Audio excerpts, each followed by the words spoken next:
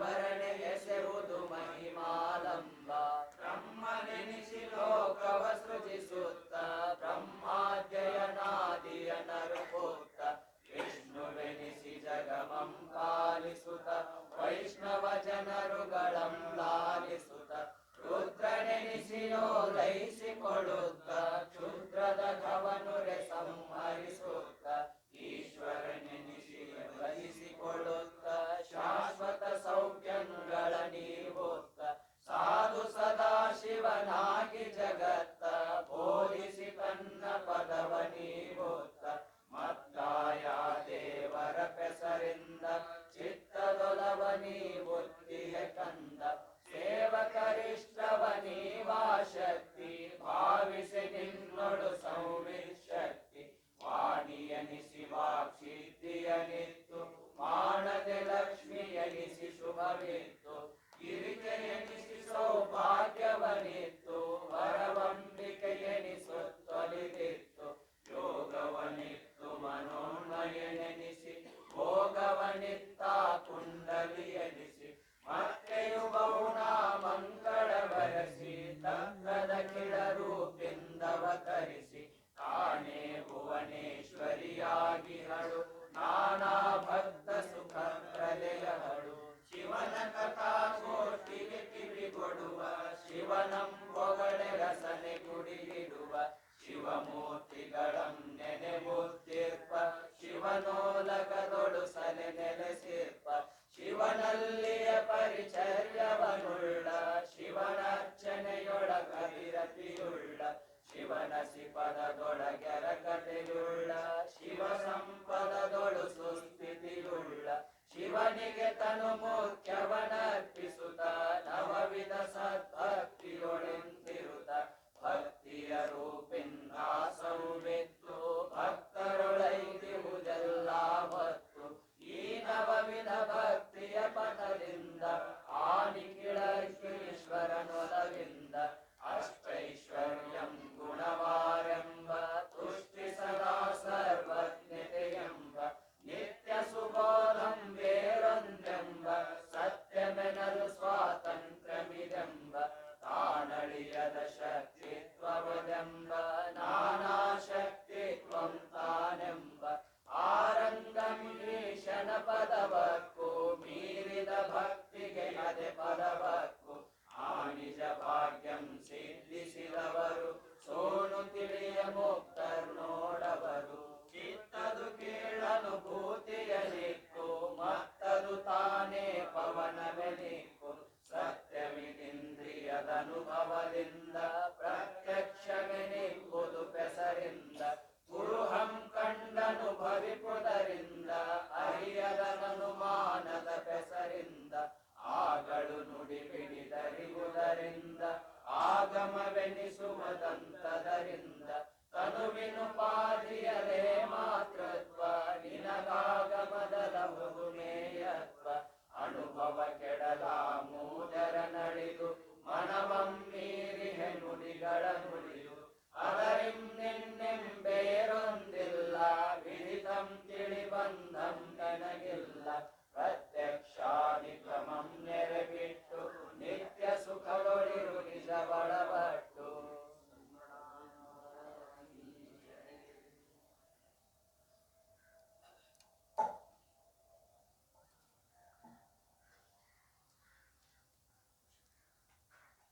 ಅಗ್ನಿಯಲ್ಲಿ ದಾಹಕ ಶಕ್ತಿ ಮಣ್ಣಿನಲ್ಲಿ ಜಿಗಿಶಕ್ತಿ ಇರುವಂತೆ ಸಚ್ಚಿದಾನಂದ ಘನ ಸ್ವರೂಪನಾದ ನಿನ್ನಲ್ಲಿ ಒಂದು ಮಾಯಾಶಕ್ತಿ ಉಂಟು.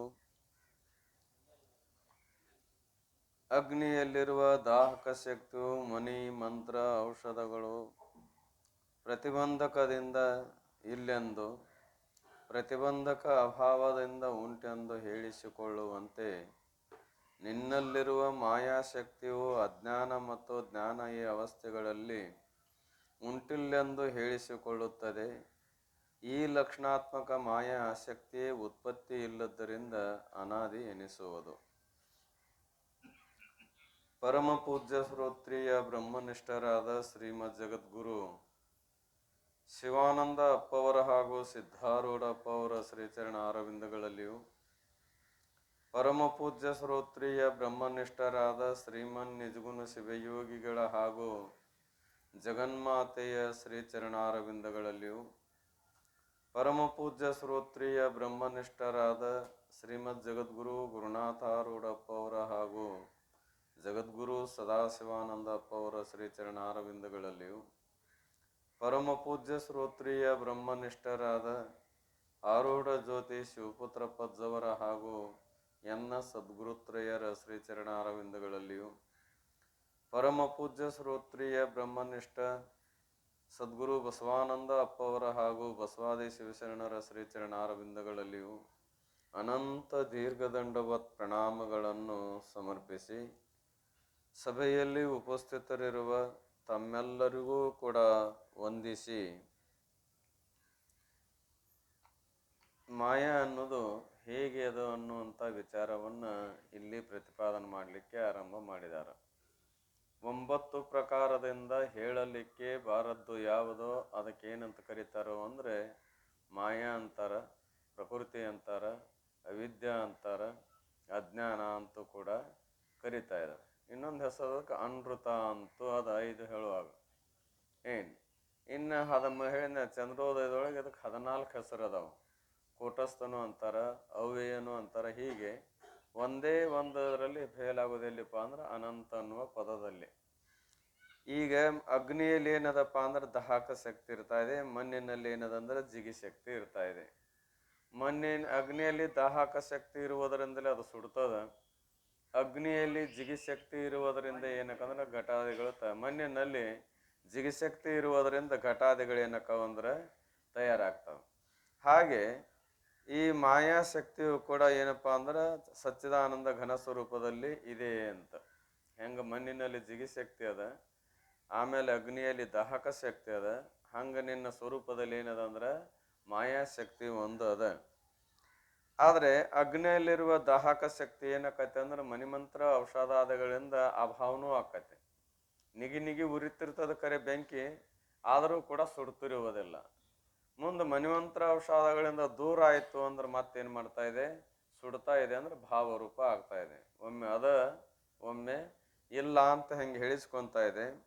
ಆ ರೀತಿಯಾಗಿ ನಿನ್ನಲ್ಲಿರ್ತಕ್ಕಂಥ ಮಾಯಾಶಕ್ತಿಯು ಕೂಡ ಅಜ್ಞಾನ ಕಾಲದಲ್ಲಿ ಅದ ಅಂತ ಹೇಳಿಸ್ಕೊತಾ ಇದೆ, ಜ್ಞಾನ ಕಾಲದಲ್ಲಿ ಇಲ್ಲ ಅಂತ ಹೇಳಿಸ್ಕೊಳ್ತಾ ಇದೆ. ಈ ಅವಸ್ಥೆಗಳು ಉಂಟಿಲ್ಲೆಂದು ಹೇಳಿಸಿಕೊಳ್ಳುತ್ತದೆ. ಈ ಲಕ್ಷಣಾತ್ಮಕ ಮಾಯಾ. ಈ ಲಕ್ಷಣಾತ್ಮಕ ಅಂದ್ರೆ ಅದ ಮತ್ತು ಇಲ್ಲ. ಸದಸದ್ವಿಲಕ್ಷಣಂ ಅಂತ ಕರೀತಾರೆ. ಸತ್ತದಕ್ಕಿಂತಲೂ ಅಸತ್ತದಕ್ಕಿಂತಲೂ ವಿಲಕ್ಷಣವಾಗಿರುವುದಕ್ಕೆ ಏನನ್ಬೇಕು ಅಂತ ಕೇಳಿದ್ರೆ ಮಾಯಾ ಅಂತ ಕರೀತಾರೆ. ಮಾಯಾಶಕ್ತಿಯ ಉತ್ಪತ್ತಿ ಇಲ್ಲದ್ದರಿಂದ ಈ ಲಕ್ಷಣದಿಂದ ಯುಕ್ತವಾದ ಮಾಯಾಶಕ್ತಿ ಏನದ ಉತ್ಪತ್ತಿ ಇಲ್ಲದ್ದರಿಂದ ಅನಾದಿ ಎನಿಸುವುದು. ಮಾಯಕ್ಕೆ ಏನು ಮಾಡಕ್ಕೆ ಬರೋದಿಲ್ಲ ಅಂದ್ರೆ ಉತ್ಪತ್ತಿ ಹೇಳಕ್ಕೆ ಬರೋದಿಲ್ಲ. ಯಾಕಂದ್ರೆ ಅದು ಅನಾದಿ ಅದ. 6 ಅನಾದಿಗಳು ಅನ್ನೋದನ್ನು ಕೇಳ್ಕೊಂಡು ಬಂದಿದ್ದೇವೆ. ಬ್ರಹ್ಮ, ಮಾಯಾ, ಇವರ ಸಂಬಂಧ, ಜೀವ, ಈಶ, ಇವರ ಭೇದ. ಈ 6 ಏನದಾವ ಅಂದ್ರೆ ಅನಾದಿ ಅದಾವ. ಮಾಯಾ ಯಾಕೆ ಅಂದ್ರೆ ಅದರ ಉತ್ಪತ್ತಿಗೆ ಕಾರಣನೇ ಸಿಗೋದಿಲ್ಲ. ಬ್ರಹ್ಮನಿಂದ ಉತ್ಪತ್ತಿ ಆಗ್ಯದ ಅಂತ ಹೇಳ್ತೀಯ, ಬ್ರಹ್ಮನಿಂದ ಉತ್ಪತ್ತಿ ಆಗಿದೆ ಅಂತ ಹೇಳಕ್ಕೆ ಬರುವುದಿಲ್ಲ. ಯಾಕೆ ಬ್ರಹ್ಮನಿಂದ ಉತ್ಪತ್ತಿ ಅಂತ ಹೇಳಕ್ ಬರೋದಲ್ರಿ? ಬ್ರಹ್ಮ ವಿಕಾರಯುಕ್ತವಾಗಿದ್ದ ಅಂದ್ರೆ ಬ್ರಹ್ಮನ ಕಾರ್ಯ ಅಂತ ಹೇಳಬಹುದು. ಬ್ರಹ್ಮ ಹೇಗದನ ನಿರ್ವಿಕಾರನಾಗಿರುವುದರಿಂದ ಇನ್ನೊಂದು ಕಾರ್ಯಕ್ಕೆ ಅವ ಏನಾಗೋದಿಲ್ಲ ಅಂದ್ರೆ ಕಾರಣ ಆಗುವುದಿಲ್ಲ, ಅಂದ್ರೆ ಕಾರ್ಯಸಿದ್ಧಿ ಆಗೋದಿಲ್ಲ. ಕಾರ್ಯಸಿದ್ಧಿ ಆಗಲಿಲ್ಲ ಅಂದಮೇಲೆ ಅಜ್ಞಾನಕ್ಕೆ ಏನನ್ನಬೇಕು ಅಂದ್ರೆ ಬ್ರಹ್ಮನ ಕಾರ್ಯ ಅಂತ ಹೇಳಾಕಬಾರದ್ದರಿಂದ ಅಜ್ಞಾನಕ್ಕೆ ಅನಾದಿ ಅಂತ ಹೇಳಬೇಕು. ಇನ್ನು ಬ್ರಹ್ಮನಿಂದ ಹೇಳದಿದ್ರು ಬಿಡ್ರಿ, ಜೀವೇಶ್ವರಿಂದ ಉತ್ಪತ್ತಿ ಹೇಳ್ರಿ ಅಂತಂದ್ರೆ ಮಾಯಾ ಸಿದ್ಧಿ ಆದ್ಮೇಲೆ ಜೀವೇಶ್ವರ ಸಿದ್ಧಿ ಅದನೋ ಏನು ಮೊದಲು ಸಿದ್ಧಿ ಅದಾರೋ? ಮತ್ತು ಮಾಯಾ ಸಿದ್ಧಿ ಆದ ಮೇಲೆ ಜೀವೇಶ್ವರ ಸಿದ್ಧಿ ಆದಮೇಲೆ ಕಾರ್ಯ ಕುಂತು ಕಾರಣಕ್ಕೆ ಕಾರಣ ಆಗಕ್ಕೆ ಬರ್ತದನೋ ಅಂದ್ರೆ ಬರುವುದಿಲ್ಲ. ಈ ಜೀವೇಶ್ವರ ಏನದಾರ ಮಾಯಾ ಸಿದ್ಧಿ ಆದ್ಮೇಲೆ ಸಿದ್ಧಿ ಆಗಿದ್ದಾರೆ. ಮತ್ತು ಮಾಯಾ ಸಿದ್ಧಿ ನಂತರದಲ್ಲಿ ಸಿದ್ಧಿ ಆದದ್ದು ಮಾಯೆಗೆ ಏನಾಗಕ್ಕೆ ಬರೋದಿಲ್ಲ ಅಂದ್ರೆ ಕಾರಣ ಆಗಲಿಕ್ಕೆ ಬರುವುದಿಲ್ಲ. ಆದ್ದರಿಂದ ಮಾಯಾದ ಉತ್ಪತ್ತಿಗೆ ಹೇತು ಯಾವುದೂ ಇಲ್ಲದೆ ಇರುವುದರಿಂದ ಮಾಯೆಗೆ ಏನನ್ನಬೇಕು ಅಂದ್ರೆ ಅನಾದಿ ಅಂತ ಕರಿಬೇಕು. ಮತ್ತು ಈ ಮಾಯೆಯೇ ವಿಚಿತ್ರವಾದ ನಾಮರೂಪಾತ್ಮಕ ಜಗತ್ತಿಗೆ ಕಾರಣವಾದ್ದರಿಂದ ಪ್ರಕೃತಿ ಎನಿಸಿಕೊಳ್ಳುತ್ತಿರುವುದು. ಇದೇನಾಗಿದೆ ಮತ್ತೆ ಇದಕ್ಕೊಂದು ಹೆಸರು ಏನು ಬಿತ್ತು, ಪ್ರಕೃತಿ ಎಂದೆನಿಸುವುದು. ಅದಕ್ಕೆ ಪ್ರಕೃತಿ ಅಂತ ಕರೆದಾರೆ. ಕಾರಣ ಏನಪ್ಪಾ ಅಂತ ಕೇಳಿದರೆ, ಈ ಮಾಯೆ ವಿಚಿತ್ರವಾದ ನಾಮರೂಪಾತ್ಮಕ ಈ ಜಗತ್ತಿಗೆ, ಈ ಜಗತ್ತು ವಿಚಿತ್ರದನೋ ಏನು ಒಂಥರ ಸಮಾನದನೋ, ವಿಚಿತ್ರದ ಹಿಂಗ ಅಂತ ಹೇಳಾಕನ ಬರುದಿಲ್ಲ. ದೊಡ್ಡ ವಿಚಿತ್ರ ಅಲ್ರಿ ಇವತ್ತು ಅಂತಿರ್ತೇವೆ ನೋಡ್ರಿ, ಹಿಂಗ ಅಂತ ಹೇಳಾಕ ಬರುವುದಿಲ್ಲ. ಒಂದ್ರಂಗ ಒಂದೈತೆ ಜಗತ್ತಿನೊಳಗೆ ಯಾವುದೇ ಪದಾರ್ಥ ಒಂದ್ರಂಗ ಒಂದಿಲ್ಲ, ಸೇಮ್ ಅವ್ರಂಗ ಅದಾರ ಅಂತ ಇರ್ತಾರನು, ಸ್ವಲ್ಪರ ಏನಾರು ವ್ಯತ್ಯಾಸ ಇದ್ದೇ ಇರ್ತಾ ಇದೆ. ಸರ್ವೇಸಾಮಾನ್ಯವಾಗಿ ಮನುಷ್ಯ ವ್ಯಕ್ತಿಗಳು ಜಗತ್ತಿನೊಳಗ ಒಬ್ರಂತೆ ಒಬ್ರು 7 ಮಂದಿ ಇರ್ತಾರಂತ ಪ್ರತಿಯೊಬ್ರು. ಈಗ ಇಲ್ಲಿ ಎಷ್ಟು ಮಂದಿ ಇದೇವೆ, ನಮ್ಮಂಗನ ಸೇಮ್ ಇನ್ನೂ 6 ಮಂದಿ ಅದಾರಂತ. ಎಲ್ಲೆಲ್ಲಿ ಅದಾರ ಗೊತ್ತಿಲ್ಲ, ಪ್ರಸಂಗಾನುಸಾರವನ್ನ ಸೇಮ್ ಅವ್ರಂಗ ಕಂಡ್ರಿ ಅಂತಿರ್ತೇವೆ. ಅಂತೂ ಅವರಂಗ ಕಂಡಾರ ಕರೆ, ಅವರು ಅಲ್ಲ, ಅವ್ರಂಗ ಇರುದೂ ಇಲ್ಲ. ಸ್ವಲ್ಪರ ಏನಿರ್ತದಂದ್ರೆ ವ್ಯತ್ಯಾಸ ಇರಲೇಬೇಕು. ವಿಚಿತ್ರಮಯವಾದಂಥ ಈ ಜಗತ್ತಿಗೆ ಕಾರಣವಾಗಿರುವುದರಿಂದ ಅದಕ್ಕೆ ಏನಂತ ಹೆಸರು ಬಂತು, ಪ್ರಕೃತಿ. ಪ್ರಕೃತಿ ಅಂತ ಕರೆದ್ರು. ಅನೇಕ ಶರೀರಾದಿ ಕಾರ್ಯರೂಪದಿಂದ ಪರಿಣಮಿಸಿ ಸ್ಥೂಲ ಸೂಕ್ಷ್ಮ ಶರೀರಗಳಿಗೆ ನಾನು ಎಂಬ ಅಭಿಮಾನವನ್ನು ಉಂಟು ಮಾಡಿ ವಿಕ್ಷೇಪ ಶಕ್ತಿಯಿಂದ ಅನೇಕ ದುಃಖಗಳನ್ನು ಕೊಡುವುದರಿಂದ ತನ್ನ ನಿಜರೂಪಭೂತವಾದ ಆನಂದವನ್ನು ಮುಚ್ಚಿರುವುದು. ಮತ್ತೇನು ಮಾಡಿದಪ್ಪ ಅಂದ್ರೆ ತನ್ನ ನಿಜರೂಪವಾದ ಆನಂದ ಸ್ವರೂಪವನ್ನು ಮುಚ್ಚಿ ಹಾಕ್ಯದ. ಹೇಗಪ್ಪ ಅಂತ ಕೇಳಿದ್ರೆ, ಅನೇಕ ಶರೀರಾದಿ ಕಾರ್ಯರೂಪದಿಂದ ಪರಿಣಮಿಸಿ ಅಂದ್ರೆ ವಿಕಾರಗೊಂಡು. ಪರಿಣಮಿಸಿ ಅಂದ್ರೇನು, ವಿಕಾರಗೊಂಡು. ಯಾವುದು ಆ ಪ್ರಕೃತಿಯೇ ಅನೇಕ ಶರೀರ ರೂಪದಿಂದ ವಿಕಾರಗೊಂಡದು. ಒಂದೇ ಥರ ಶರೀರದಿಂದ ಎಷ್ಟು ಶರೀರಗಳದಾವ ಅಂತ ಕೇಳಿ ಹೇಳಲಿಕ್ಕೆ ಅಸಾಧ್ಯವಾದದ್ದು. ಲೆಕ್ಕಕ್ಕೆ ಏನಪ್ಪ ಅಂದ್ರೆ 84 ಲಕ್ಷ ಯೋನಿಗಳು ಅಂತ ಹೇಳಿದಾರಲ್ಲ, ಅದರೊಳಗೆ ಮತ್ತೆ ಏನು ಮಾಡಿದಾರಪ್ಪ ಅಂದ್ರೆ 4 ಭಾಗ ಮಾಡಿದ್ದಾರೆ. ಉದ್ಬೀಜ, ಸ್ವೇದಜ, ಅಂಡಜ, ಜರಾಯುಜ, ಇನ್ನೊಂದದ ಮಂತ್ರಜ ಅಂತ ತಿಳ್ಕೊಂಡು 4 ಯೋನಿಗಳು ಕೇಳ್ಕೊಂಬಂದೇವೆ. ವಿವೇಕ ಚಿಂತಾಮಣಿಯೊಳಗೆ ಇನ್ನೊಂದು ಹೆಸರು ಇಟ್ಟಿದ್ದಾರೆ, ಯಾವುದು ಮಂತ್ರ ಯೋನಿ ಅಂತ. ಏನು ಜೀವರಾಶಿ ಅದಾವ ಇದ್ರಾಗ 5 ಯೋನಿಗಳು, ಉದ್ಬೀಜ, ಸ್ವೇದಜ, ಅಂಡಜ, ಜರಾಯುಜ, ಮಂತ್ರಜ ಅಂತ ತಿಳ್ಕೊಂಡು. ಇದರೊಳಗೆ ಎಷ್ಟಪ್ಪ ಅಂತ ಕೇಳಿದ್ದಾರೆ, ಟೋಟಲ್ 84 ಲಕ್ಷ ಜೀವರಾಶಿಗಳು. 40 ಲಕ್ಷ ಏನದಾವ ಅಂತ ಕೇಳಿದ್ದಾರೆ ಮನುಷ್ಯ ವರ್ಗದ ಅಂತ. ಎಷ್ಟು ಪ್ರಕಾರ? 40 ಲಕ್ಷ. ಆಮೇಲೆ ಏನಪ್ಪಾ ಅಂದ್ರೆ 10 ಲಕ್ಷದಂತೆ ಬೇರೆ ಬೇರೆ ಯೋನಿಗಳನ್ನು ಹೇಳ್ಕೊಂಡು ಬಂದಾರ. ಒಟ್ಟು ಎಷ್ಟು ಲಕ್ಷ ಅಂತ ಕೇಳಿದ್ರೆ 84 ಲಕ್ಷ ಯೋನಿಗಳು. ಆಮೇಲೆ ದೇವತಾ ವರ್ಗ. ಇವೆಲ್ಲವೂ ಕೂಡಿದಾಗ ಈ ಕಾರ್ಯರೂಪದ ಶರೀರಗಳು 1, 2 ಅಂತ ಕೇರೆ ಅನೇಕವಾದಂಥ ಶರೀರಗಳು. ಇವುಗಳ ರೂಪದಿಂದ ಪರಿಣಮಿಸಿದ್ದು ಏನು ಮಾಯನೋ ಮತ್ತೆ ಯಾವ್ದಾರೋ ಮಾಯನೇ ಏನಾಗಿದೆ, ವಿಕಾರ ಹೊಂದಿ ಈ ಎಲ್ಲ ಶರೀರಗಳ ರೂಪವಾಗ್ಯದ. ರೂಪದಿಂದ ಪರಿಣಮಿಸಿ ಸ್ಥೂಲ ಸೂಕ್ಷ್ಮ ಶರೀರಗಳಿಗೆ ನಾನು ಎಂಬ ಅಭಿಮಾನವನ್ನುಂಟು ಮಾಡಿ ಆಮೇಲೆ ಅನೇಕ ರೂಪದಿಂದ ತೋರ್ಯದ. ಯಾವ ರೂಪದಿಂದ? ಸ್ಥೂಲ ಶರೀರ ರೂಪದಿಂದ, ಸೂಕ್ಷ್ಮ ಶರೀರ ರೂಪದಿಂದ ತೋರಿ ಮತ್ತು ಆ ಶರೀರಗಳಲ್ಲಿ ಏನು ಮಾಡಕತ್ತದ ಅಂತ ಕೇಳಿ ನಾನು ಎಂಬ ಅಭಿಮಾನವನ್ನು ಉಂಟು ಮಾಡಿ ವಿಕ್ಷೇಪ ಶಕ್ತಿಯಿಂದ ಅನೇಕ ದುಃಖಗಳನ್ನು ಕೊಡುವುದರಿಂದ ಈ ಸ್ಥೂಲ ಶರೀರ, ಈ ಸೂಕ್ಷ್ಮ ಶರೀರವೇ ನಾನು ಅನ್ನೋದರಿಂದ ನಮಗೆ ದುಃಖ ಆಗಿದೆ. ನಿಲ್ಲು, ನಾನು ಅನ್ನೋದರಿಂದನೂ ದುಃಖ ಆಗಿದೆ. ವಿಕ್ಷೇಪ ಪದಕ ಅರ್ಥ ಏನು ಅಂತ ಕೇಳಿದ್ರೆ, ಸ್ಥೂಲ ಸೂಕ್ಷ್ಮ ಶರೀರ ಇವುಗಳ ಜ್ಞಾನಕ್ಕೆ ಏನಂತ ಕರೀತಾರೋ ಅಂದ್ರೆ ವಿಕ್ಷೇಪ ಅಂತಾರೆ.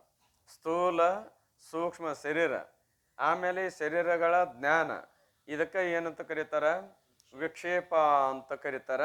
ಇಲ್ಲ ಅಂದ್ರೆ ದುಃಖ ಅಂತ ಕರೀತಾ ಇದ್ದಾರೆ. ಅದಕ್ಕೇನಂದ್ರೆ ಕೊಡುವುದರ ಅಭಿಮಾನವನ್ನು ಉಂಟು ಮಾಡಿ ವಿಕ್ಷೇಪ ಶಕ್ತಿಯಿಂದ ಅನೇಕ ದುಃಖಗಳನ್ನು ಕೊಡುವುದರಿಂದ. ವಿಕ್ಷೇಪ ಅನ್ನೋ ಪದಕ್ಕೆ 2 ಅರ್ಥ ಅದಾವ. ಮನಸ್ಸಿನ ಚಂಚಲ ಅಂತೂ ಅರ್ಥ, ಆದ್ರೆ ಈ ಪ್ರಸಂಗದಲ್ಲಿ ಏನದ, ಚಂಚಲ ಅಲ್ಲ, ದುಃಖ. ಸಪ್ತಾವರಣಗಳನ್ನು ಹೇಳುವಾಗ ಅಥವಾ ಸಪ್ತಾವಸ್ಥೆಗಳನ್ನು ಹೇಳಿದ್ದಾರೆ.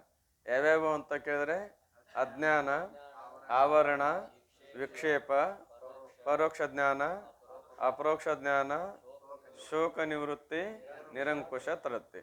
ಇದರಾಗ 3 ಭಾಗ ಮಾಡಿದಾರ. ಈ 7ರಲ್ಲಿ ಏನ್ ಮಾಡಿದಾರ? 3 ಭಾಗ. 3 ಅಜ್ಞಾನಾವಸ್ಥಾ ಅಂದ್ರೆ ಬಂಧಾವಸ್ಥಾ, 3 ಜ್ಞಾನಾವಸ್ಥಾ, 1 ಸಹಜಾವಸ್ಥಾ. ಇವು 7ರಲ್ಲಿ ಏನದ? 3 ಬಂಧಾವಸ್ಥಾ ಅಂದ್ರೆ ದುಃಖಕ್ಕೆ ಕಾರಣವಾದದ್ದು. ಯಾವ್ಯಾವ ಅಂದ್ರೆ ಅಜ್ಞಾನ, ಆವರಣ, ವಿಕ್ಷೇಪ.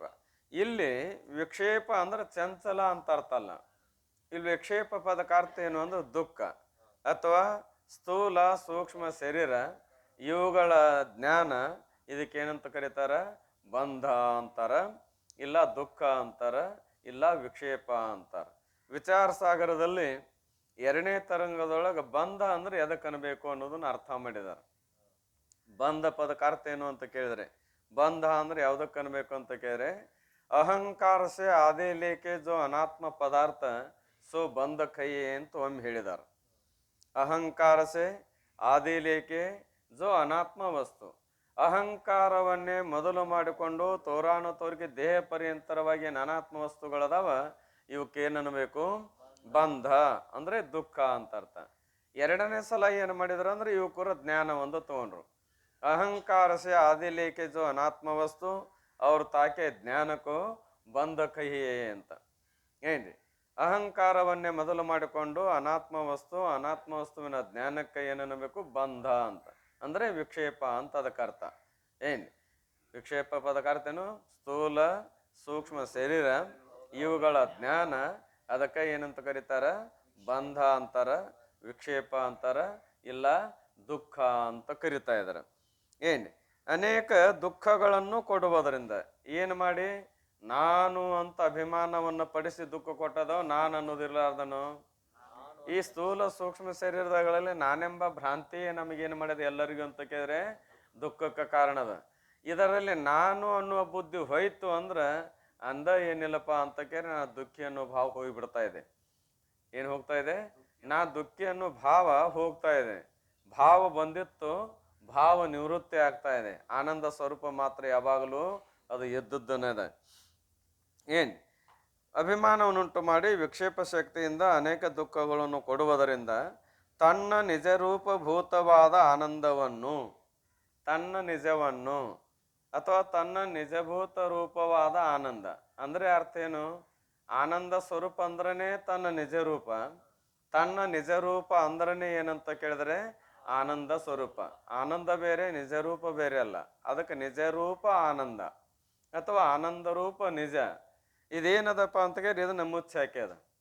ತನ್ನ ಆನಂದ ಸ್ವರೂಪವನ್ನು ಮುಚ್ಚಾಕಿ ಏನಂತ ತಿಳ್ಕೊಂಡೇವ್ ನಾವು? ನಾವೆಲ್ಲರೂ ದುಃಖಿ ಅಂತ ಭಾವಿಸ್ತೇವೆ ಇಲ್ಲೋ? ನನ್ನಷ್ಟು ದುಃಖ ಅಥವಾ ನಮ್ಮಷ್ಟು ದುಃಖ ಇದ್ರೆ ಗೊತ್ತಾಕಿತ್ರಿ ನಿಮಗ ಅಂತಿರ್ತಾರ. ತಡ್ಕೋಬೇಕಪ್ಪ ಶಾಸ್ತ್ರೋಪದೇಶ ಮಾಡುವಾಗ ಅಥವಾ ಪ್ರವಚನ ಮಾಡುವಾಗ ಅಥವಾ ಕೀರ್ತನ ಮಾಡುವಾಗ ಅಕಸ್ಮಾತ್ ಎಷ್ಟೋ ಕಷ್ಟ ಬಂದ್ರೆ ತಡ್ಕೋಬೇಕಪ್ಪ ಅಂತ ಹೇಳಿದ್ರೆ ಏನಂತಾರೆ ಅವರು? ಏನ್ ತಡ್ಕೊಂತೀರಿ? ತಡ್ಕೊ ಅಂತ ಹೇಳ್ತೀರಿ. ಯಾಕಂತ ಕೇಳಿದ್ರೆ ನೀವು ಏನು ಹೊಡಿತೀರಿ? ಏನು ಹೊಡಿತೀರಿ ನೀವು? ಎಷ್ಟು ಸಲ ಹೇಳಿದೆ ನಾ ಹಿಂದೆ ಬಂದಾಗ, ಏನ್ರಿ ಹೊಗಿಲ್ಲದ ಬಾಣ ಹೊಡಿತೀರಿ ಹೇಳ್ತೀರಿ ಅಂತಿರ್ತಾರ. ಅಂದ್ರೆ ಇನ್ನೊಬ್ರು ಮಾಡಿ ಕೊಟ್ಟಂತ ಭಕ್ತರು ಕೊಡಲ್ಪಟ್ಟಂತ ಪ್ರಸಾದ ಉಂಡಿರ್ತೇವಲ್ಲ, ಅದಕ್ಕೂ ಹೊಗಿಲ್ಲದ ಬಾಣ ಹೊಡಿತೀರಿ ಹೇಳ್ತೀರಿ ನಮ್ಮಂಗಾಗಿದ್ರು ಗೊತ್ತಾಕಿತ್ತು ಅಂತ. ಯಾರಂಗ? ನಮ್ಮಂಗಾಗಿದ್ರು ಗೊತ್ತಾಗ್ಯದ. ಆದ್ರೆ ಅದು ಏನಪ್ಪಾ ಅಂತ ಕೇಳಿದ್ರೆ ದುಃಖಕ್ಕೆ ಸಂಬಂಧಪಟ್ಟ ಅನೇಕ ದುಃಖಗಳವು. ವಿಚಾರ ಮಾಡಿ ನೋಡಿದ್ರೆ ಜೀವನದಲ್ಲಿ ಗೃಹಸ್ಥರು ಯಾರಲ್ಲ ಯಾರು ಹೌದ್ರಿ? ಗೃಹಸ್ಥರು ಯಾರಲ್ಲ ಯಾರು ಹೌದು?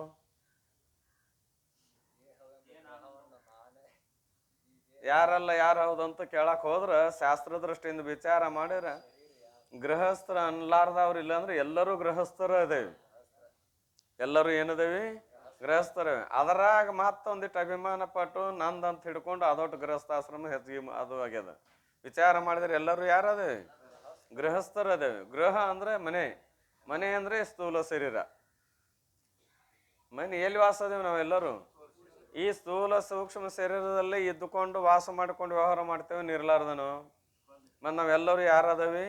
ಗೃಹಸ್ಥರೇ ಅದೇವಿ.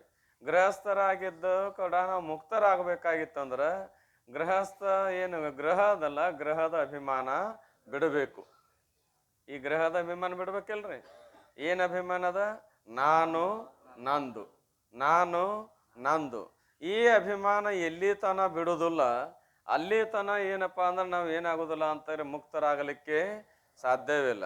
ನಾನು ನಂದು ಅಭಿಮಾನ ಮಾಡಿದ್ದೇ ದುಃಖಕ್ಕೆ ಕಾರಣ. ನಾನು ನಂದ ಅಲ್ಲ ಅಂದದ್ದನ್ನೇ ಏನದಂತ ಕೇಳಿದ್ರೆ ಸುಖಕ್ಕೆ ಕಾರಣದ. ಹಂಗಾರೆ ನಾವೆಲ್ಲರೂ ಮನೆ ಬಿಡಬೇಕೋ ಬಿಡಬಾರ್ದು? ಬಿಡಬೇಕ. ಆದ್ರೆ ಹೆಂಗೆ ಬಿಡಬೇಕು ಹಂಗೆ ಬಿಡಬೇಕು. ಹೆಂಗೆ ಬಿಡಬೇಕು? ಹಂಗೆ ಬಿಡಬೇಕು. ಊರಾಗಿದ್ರು ಹಂಗೆ ಬಿಡಬೇಕು, ಊರು ಹೊರಗಿದ್ರು ಹಂಗೆ ಬಿಡಬೇಕು. ಏನ್ರಿ, ಸ್ವಲ್ಪ ವ್ಯವಹಾರದೊಳಗೆ ಗುರುತಿಸಾಕ ಒಂದೊಂದು ಚಿಹ್ನ ಮಾಡಿಟ್ಟಿದ್ದ ಸತ್ಯ ಅಂತ ನಾವು ತಿಳ್ಕೊಂಡೇವಿ. ವ್ಯವಹಾರದಲ್ಲಿ ಗುರುತಿಸಲಿಕ್ಕೆ ಒಂದು ವ್ಯವಹಾರ ಏನದ? ಅಭ್ಯಾಸ ಮಾಡುವುದರಿಂದ ಬ್ರಹ್ಮಚಾರಿ ಅಂದರು. ಆಮೇಲೆ ಏನಪ್ಪಾ ಅಂದ್ರೆ ಮದುವೆ ಮುಂಚೆ ಕಾರ್ಯಗಳನ್ನು ಮಾಡೋದರಿಂದ ಗೃಹಸ್ಥ ಅಂದರು. ಇದ್ದದ್ದೆಲ್ಲ ಮಕ್ಕಳು ಮರಿಗೆ ಒಪ್ಪಿಸಿ ಚಿಂತನೆ ಮಾಡಕತ್ತಿದ್ರ ವಾನಪ್ರಸ್ಥ ಅಂದರು. ಆವಾಗ ಅದನ್ನು ಬಿಟ್ಟು ಗುರುವಿಗೆ ಶರಣಾಗತರಾಗಿ ಮುಕ್ತನಾಗಬೇಕೆಂಬ ಬಯಕೆಯಿಂದ ಕೂಡ್ಕೊಂಡು ಸನ್ಯಾಸಾಶ್ರಮ ಸ್ವೀಕಾರ ಮಾಡಿದಾಗ ಸನ್ಯಾಸಿ ಅಂದರು. ವಾಸ್ತವತ ವಿಚಾರ ಮಾಡಿದ್ರೆ 4 ಆಶ್ರಮ ಸ್ವೀಕಾರ ಮಾಡಬೇಕು. 2 ಮಾಡಬೇಕು, 1 ಇಲ್ಲ 4 ಮಾಡಬೇಕು. 1 ನಾವು 2 ಮಾಡೋದು ಯಾರು, 4 ಮಾಡೋದು ಯಾರು ಅಂತ ಕೇಳಿದ್ರೆ 2 ಯಾರು ಮಾಡಬೇಕು ಅಂದ್ರೆ ಬ್ರಹ್ಮಚಾರಿಯಾಗಿದ್ದವನು ವೈರಾಗ್ಯದ ಬಲ ಇತ್ತಂದ್ರೆ ನೇರವಾಗಿ ಸನ್ಯಾಸ ಆಗಬೇಕು. 2 ಅವನಿಗೆ ಸಂಬಂಧಪಡ್ತದ. ಇನ್ನೇನಪ್ಪಾ ಅಂತ ಕೇಳಿದ್ರೆ ಬ್ರಹ್ಮಚಾರಿಯಾಗಿದ್ದು ವೈರಾಗ್ಯದ ಬಲ ಕಡಿಮೆ ಬಿತ್ತು ಅಂದ್ರೆ, ಗೃಹಸ್ಥಾಶ್ರಮ ಜೀವನದ ಆಶೆ ಉಳ್ಳವಾದ ಅಂದ್ರೆ ಗೃಹಸ್ಥಾಶ್ರಮ ಸ್ವೀಕಾರ ಮಾಡಬೇಕು. ಸ್ವೀಕಾರ ಮಾಡಿದ ಮೇಲೆ ಹೆಂಗೆ ಬ್ರಹ್ಮಚಾರಿ ಅವಸ್ಥಾ ದಾಟಿ ಗೃಹಸ್ಥಾಶ್ರಮ ಬಂದನ, ಗೃಹಸ್ಥಾಶ್ರಮವನ್ನು ದಾಟಿ ಮುಂದೆ ಎಲ್ಲಿ ಹೋಗ್ಬೇಕು? ವಾನಪ್ರಸ್ಥಾಶ್ರಮಕ್ಕೆ ಹೋಗ್ಬೇಕು. ವಾನಪ್ರಸ್ಥಾಶ್ರಮನು ಕಾಯಮೇನು ಅಂತ ಕೇಳಿದ್ರೆ ಇಲ್ಲ, ಅದನ್ನು ಮೀರಿ ಎಲ್ಲಿಗೆ ಹೋಗ್ಬೇಕು? ಸನ್ಯಾಸಾಶ್ರಮ ಕೊನೆಯದದು. ಅಲ್ಲಿಗೆ ಹೋಯ್ತು ಅಂದ್ರೆ ಏನಪ್ಪಾ ಅಂದ್ರೆ ಮುಗೀತು ಕೆಲಸ ಅಷ್ಟೇ.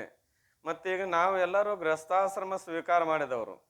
ಈ ಗ್ರಹದ ಜೊತೆಗೆ ಮತ್ತೊಂದು ಗ್ರಹ ಕಟ್ಕೊಂಡಿರ್ತೇವಲ್ಲ, ಒಂದು ಮನೆ ಜೊತೆಗೆ ಮತ್ತೊಂದು ಮನೆ.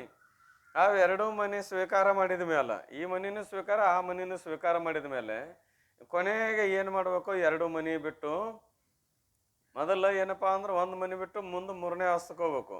ಕೊನೆಗೆ 2 ಮನೆ, ಮೊದಲಂತೂ 1 ಬಿಟ್ಟಿರ್ತಾನೆ, ಕೊನೆಗೆ ಈ ಮನೆನೂ ಬಿಡಬೇಕು. ನಡುವೆ ಕಟ್ಕೊಂಡು ಮನೆ ನಡುವೆ ಬಿಡಬೇಕು. ಮೊದಲ ಹಿಡ್ಕೊಂಡು ಬಂದ ಮನೆ ಏನು ಮಾಡಬೇಕು? ಕೊನೆಗೆ ಬಿಡಲೇಬೇಕು. ಗುರ್ತಾಗ್ತದಲ್ರಿ? ಏನಿಲ್ಲ, ನಾವೇನು ಮಾಡ್ತೇವಪ್ಪ ಅಂತ ಕೇಳಿದ್ರೆ 2ನೇದ್ದು ಸ್ವೀಕಾರ ಮಾಡಿದ ಮೇಲೆ 3ನೇದ್ದಂತೂ ಅದ್ರದ್ದು ಗುರ್ತನೂ ಇಲ್ಲ, ಅದಕ್ಕೆ ನಾವು ಸ್ವೀಕಾರ ಮಾಡಕ್ಕೆ ತಯಾರನೂ ಇಲ್ಲ. ಮುದುಕಾಗಿ ಏನಪ್ಪ ಅಂದ್ರೆ ಕೆಳಗೆ ಕೆಡವಿ ಕುತ್ತಿಗೆ ಮೇಲೆ ಕೈ ಕೊಟ್ಟು ನಡೆದಾನ ಕಿಲಿಕಾಯಿ ಬಿತ್ಕೊಂಡಾಗ ಕೊಡೋ ಕಂಪ್ನಿ ನಾವು ಅದೇವಿ. ಯಾವಾಗ ಕೊಡೋರ್ದ್ರಿ? ತೆಳಗೆ ಕೆಡವಿ ಮೇಲೆ ಎದೆ ಮೇಲೆ ಕುಂತು ಕಸ್ಕೊಂಡಾಗ ಕೊಡೋರು ನಾವು. ವಾಸ್ತವತ ವಿಚಾರ ಮಾಡಿ ನೋಡಿದ್ರೆ ಗೃಹಸ್ಥಾಶ್ರಮ ಸ್ವೀಕಾರ ಮಾಡಿದ ಮೇಲೆ, ಈ ಮನೆಯ ಜೊತೆಗೆ ಮತ್ತೊಂದು ಮನೆ ಸ್ವೀಕಾರ ಮಾಡಿದ ಮೇಲೆ ಅಂದ್ರೆ ಮದುವೆ ಆದ ಮೇಲೆ ಎಷ್ಟು ದಿವಸ ಏನಪ್ಪ ಅಂದ್ರೆ ಸಂಸಾರದ ವ್ಯವಹಾರ ನಡಿಬೇಕು ಅಂದ್ರೆ 25 ವರ್ಷ. 25ನೇ ವರ್ಷದಿಂದ ಹಿಡಿದು 25 ವರ್ಷ ಅಂದ್ರೆ 50 ವರ್ಷದ ತನ, ಅಂದ್ರೆ 26ರಿಂದ ಹಿಡಿದು 50ನೇ ವರ್ಷದ ತನ ಈ ಪ್ರಾಪಂಚಿಕ ವ್ಯವಹಾರ ನಡಿಬೇಕು. ಯಾವಾಗ ಅಷ್ಟೊತ್ತಿಗೆ ಮಕ್ಕಳು ಏನಾಗಿರ್ತಾರೆ? ದೊಡ್ಡವರಾಗಿರ್ತಾರ. ಎಷ್ಟು ಉದ್ದ ಆಗಿರ್ತಾರ? ಎದೆ ಉದ್ದ ಆಗಿರ್ತಾರ. ಯಾಕಂದ್ರೆ ಹೆಚ್ಚಕಮ್ಮಿ ಮಾಡಿದೆ ಅಂದ್ರೆ ಎದೆಗೆ ಒದಿತಾರೋ ಅಂತ. ರೋಗದ ಅನುಭವ ಏನದ ರೀ? ಮಕ್ಕಳು ಎದೆ ಉದ್ದ ಆಗ್ಯಾರ ಅಂದ್ರೆ ಅದಕ್ಕೆ ಅರ್ಥ ಏನು ಅಂದ್ರೆ ಇನ್ನು ಹುಷಾರಿರು ಅನ್ನಂಗದ ಅಪ್ಪಗ. ಇಲ್ಲಿ ಮಠ ಏನೋ ಬೆದರ್ಸಿ ಬೈದು ಮಾಡಿ ಏನೋ ಮಾಡಿದ ಕರೆ, ಯಾವಾಗ ಎದೆ ಉದ್ದ ಮಕ್ಕಳಾಗ್ಯಾವ ಅಂದ್ರೆ ಇನ್ನು ಹೆಂಗಿರ್ಬೇಕು ಅಂದ್ರೆ ಗೆಳೆಯ ಇದ್ದಂಗೆ ಇರ್ಬೇಕು ಮಕ್ಕಳ ಜೊತೆಗೆ. ಯಾರ್ರಿ? ತಂದೆ ಅದಾವ. ಇವೇನು ಮಾಡ್ತಾವ? ನಾ ತಂದೆ ಅನ್ನೋ ಅಭಿಮಾನ ಹಿಡ್ಕೊಂಡು ಮತ್ತು ಅಧಿಕಾರ ತೋರ್ಸೋಕೆ ಹೋಗ್ತಾನ. ಅವ ಎದೆ ಉದ್ದ ಆಗಿರ್ತಾನ, ಕಾಲು ಎಲ್ಲಿಗೆ ಬರ್ತಾವು? ಅಲ್ಲಿಗೆ ಬರ್ಬೇಕಲ್ರಿ, ಮತ್ತೆ ಎಲ್ಲಿಗೆ ಬರ್ತಾವ? ಎದೆ ಉದ್ದ ಮಗ ಆದ್ಮೇಲೆ ಗೆಳೆಯರ ಹಂಗಿರ್ಬೇಕು. ಎದೆ ಉದ್ದ ಮಗನಿಗೆ ಏನು ಮಾಡ್ಬೇಕು ಅಂದ್ರೆ ಎದೆ ಉದ್ದ ಒಂದು ಜೋಡಿಸಿ ಕೈ ಬಿಟ್ಬಿಡ್ಬೇಕು. ಮದುವೆ ಮಾಡಿ ಆಮೇಲೆ ಆಯ್ತಪ್ಪ ನಿಮ್ಮದು ನೋಡ್ಕೋರಿ ಇನ್ನೊಂದು ತಿಳ್ಕೊಂಡು ಸಂಸಾರದ ಏನು ಭಾರ ತನ್ನ ಮೇಲೆ ಇಟ್ಕೊಂಡಿದ್ದ, ಎಲ್ಲ ಭಾರ ಮಕ್ಕಳು ಶಾಣ್ಯಾರ ಇರಲಿ ದೊಡ್ಡರ ಇರಲಿ ಏನಾರ ಹಾಕಿರೋ ಅಲ್ವಕ್ಕ, ಅದ್ರ ವಿಚಾರ ನಾವು ಮಾಡಬಾರ್ದು. ಏನ್ರಿ? ಅದ್ರ ವಿಚಾರ ಮಾಡ್ಲಾರ್ದೆ ಅವ್ರಿಗೆ ಬಿಟ್ಟು ಕೊಟ್ಟು ಏನು ಮಾಡೋದು ಅಂತ ಕೇಳಿದ್ರೆ, ಅವ್ರ ಮನ್ಯಾಗ ಇಟ್ಕೊಂಡು ಒಂದು ರೊಟ್ಟಿ ಕೊಟ್ಟರು ಮನ್ಯಾಗಿರ್ಬೇಕು. ನಮ್ಮಪ್ಪ ಇದೇ ತನ ನಮ್ಮನ್ನು ಜೋಪಾನ ಮಾಡ್ಯಾನ, ನಮ್ಮವ್ವ ಜೋಪಾನ ಮಾಡ್ಯಾಳ ಅಂತ ತಿಳ್ಕೊಂಡು ಒಂದು ರೊಟ್ಟಿ ಕೊಟ್ರೆ ಮನ್ಯಾಗಿರ್ಬೇಕು. ಅವ್ರು ಅದನ್ನೂ ಕೊಡಲಿಲ್ಲ ಅಂದ್ರೆ ಏನು ಮಾಡಬೇಕು? ಮಂದಿ ಮುಂದೆ ಹೇಳ್ಕೊಂತ ಅಡ್ಡಾಡಬಾರ್ದು. ನಾ ಎಲ್ಲ ಮಾಡಿದ್ನಿ, ನನಗೆ ಹಿಂಗೆ ಮಾಡ್ಯಾರ, ನನಗೆ ಹಂಗಾಯ್ತು ಅಂತ ಹೇಳ್ಕೊಂತ ಅಡ್ಡಾಡಬಾರ್ದು. ಇದೊಂದು ಯೋಗ್ಯ ಸಮಯ ಅಂತ ತಿಳ್ಕೊಂಡು ಬಿಟ್ಟು ಏನು ಮಾಡಬೇಕಪ್ಪ ಅಂದ್ರೆ ಎಲ್ಲಾರು ಏಕಾಂತ ಸ್ಥಾನದಲ್ಲಿ ಹೋಗಿ ಪರಮಾತ್ಮನ ಧ್ಯಾನ ಜಪತಪಾದಿಗಳನ್ನು ಮಾಡಬೇಕು. ಜಪತಪಾದಿಗಳನ್ನು ಮಾಡಬೇಕು. ಅದು ಏನಪ್ಪ ಅಂದ್ರೆ ಖಾಯಂ ಬರೀ ಜಪತಪಾದಿಗಳ ಮೇಲೆ ನಡೆಯುವುದಿಲ್ಲ. ಅದನ್ನು ಮಾಡ್ತಾ ಹೋಗೋದ್ರಿಂದ ಅಂತಃಕರಣ ಶುದ್ಧಿ ಆಗ್ತದೆ. ವಾನಪ್ರಸ್ಥಾಶ್ರಮ ಸ್ವೀಕಾರ ಮಾಡಿದ ಮೇಲೆ ಅಲ್ಲಿ ತನಕ ಕೆಲಸ ಆಗಿರುವುದಿಲ್ಲ. ಈ ಸಂಸಾರದ ವ್ಯವಹಾರದೊಳಗೆ ಏನಾಗಿರ್ತದಪ್ಪ ಅಂದ್ರೆ ಅದರ ರಗಡಾಗಿರ್ತಾ ಇದೆ. ಈಗ ಅದರ ಅಂತಃಕರಣ ಶುದ್ಧಿ ಇರುವುದಿಲ್ಲ. ಅಂತಃಕರಣ ಶುದ್ಧಿ ಆಗ್ಬೇಕು ಜಪತಪಾದಿಗಳನ್ನು ಮಾಡಬೇಕು. ಮುಂದೆ 25 ವರ್ಷದ ತನಕ ಜಪತಪಾದಿಗಳನ್ನು ಮಾಡೋದ್ರಿಂದ ಅಂತಃಕರಣ ಏನಾಕತಿ ಶುದ್ಧಿ ಆಗ್ತಾ ಇದೆ. ಅಷ್ಟಕ್ಕೆ ನಿಲ್ಲಬಾರ್ದು. ಮುಂದೆ ಏನು ಮಾಡಬೇಕು ಅಂತ ಕೇಳಿದ್ರೆ ಸನ್ಯಾಸಾಶ್ರಮ ಸ್ವೀಕಾರ ಮಾಡ್ಬೇಕಂದ್ರೆ ಅರ್ಥ ಏನು ಅಂತ ಕೇಳಿದ್ರೆ ಒಂದು ವಿವಿಧ ಸನ್ಯಾಸದ, ಒಂದು ವಿದ್ವತ್ ಸನ್ಯಾಸದ. ಜೀವನ್ಮುಕ್ತಿಕ್ಕಿಂತ ಪೂರ್ವದಲ್ಲಿ ವಿವಿಧ ಸನ್ಯಾಸ ಸ್ವೀಕಾರ ಮಾಡಬೇಕು. ಜೀವನ್ಮುಕ್ತಿ ನಂತರದಲ್ಲಿ ವಿದ್ವತ್ ಸನ್ಯಾಸ ಅದ. ಏನು ವಿವಿಧ ಸನ್ಯಾಸ ಅಂದರೆ ವೇದಿನಾಂ ವಿಹಿತಾನಾಂ ಕರ್ಮ ಪರಿತ್ಯಾಗ ವಿವಿಧ ಸನ್ಯಾಸ ಅಂತ ಮಹಾತ್ಮರು ಹೇಳ್ಕೊಂಬಂದಾರ. ವಿಧಿನಾಂ ವಿಹಿತಾನಾಂ ಕರ್ಮ ಪರಿತ್ಯಾಗ, ನಿಷ್ಕಾಮ ಕರ್ಮ ನಿಷ್ಕಾಮ ಉಪಾಸನೆಗಳನ್ನು ತ್ಯಾಗ ಮಾಡಬೇಕು. ಹೆಂಗೆ ತ್ಯಾಗ ಮಾಡಬೇಕಪ್ಪ ಅಂತ ಕೇಳಿ ವಿಧಿ ಅನುಸಾರವಾಗಿ. ವಿಧಿ ಅಂದ್ರೆ ಶಾಸ್ತ್ರ ಹೇಳ್ತದೆ, ಹಿಂಗೆ ಮಾಡಿದ ಮೇಲೆ ನೀ ತ್ಯಾಗ ಮಾಡು, ಅಲ್ಲಿ ತಾನ ತ್ಯಾಗ ಮಾಡಬೇಡ ಅಂತ ಹೇಳ್ತಾ ಇದೆ. ವಿಧಿನಾಂ ವಿಹಿತಾನಾಂ, ವಿಧಿ ಅನುಸಾರವಾಗಿ ವಿಹಿತದಿಂದ ಯೋಗ್ಯ ರೀತಿಯಿಂದ ಏನು ಮಾಡಬೇಕು? ತ್ಯಾಗ ಮಾಡು. ಅಂದ್ರೆ ಅಂತಃಕರಣ ಶುದ್ಧಿ ಆದಮೇಲೆ ನಿಷ್ಕಾಮ ಉಪಾಸನೆ ನಿಷ್ಕಾಮ ಕರ್ಮಗಳನ್ನು ಮಾಡಿ ಮಲದೋಷ ವಿಕ್ಷೇಪ ದೋಷಗಳನ್ನು ಕಳ್ಕೊಂಡ ಮೇಲೆ ಇದರಿಂದಲೇ ಮುಕ್ತಿ ಆಕತ್ತೆ ಅಂತ ತಿಳ್ಕೊಳ್ಳಲಾರ್ದೇ ಅವುಗಳನ್ನು ತ್ಯಾಗ ಮಾಡೋದು.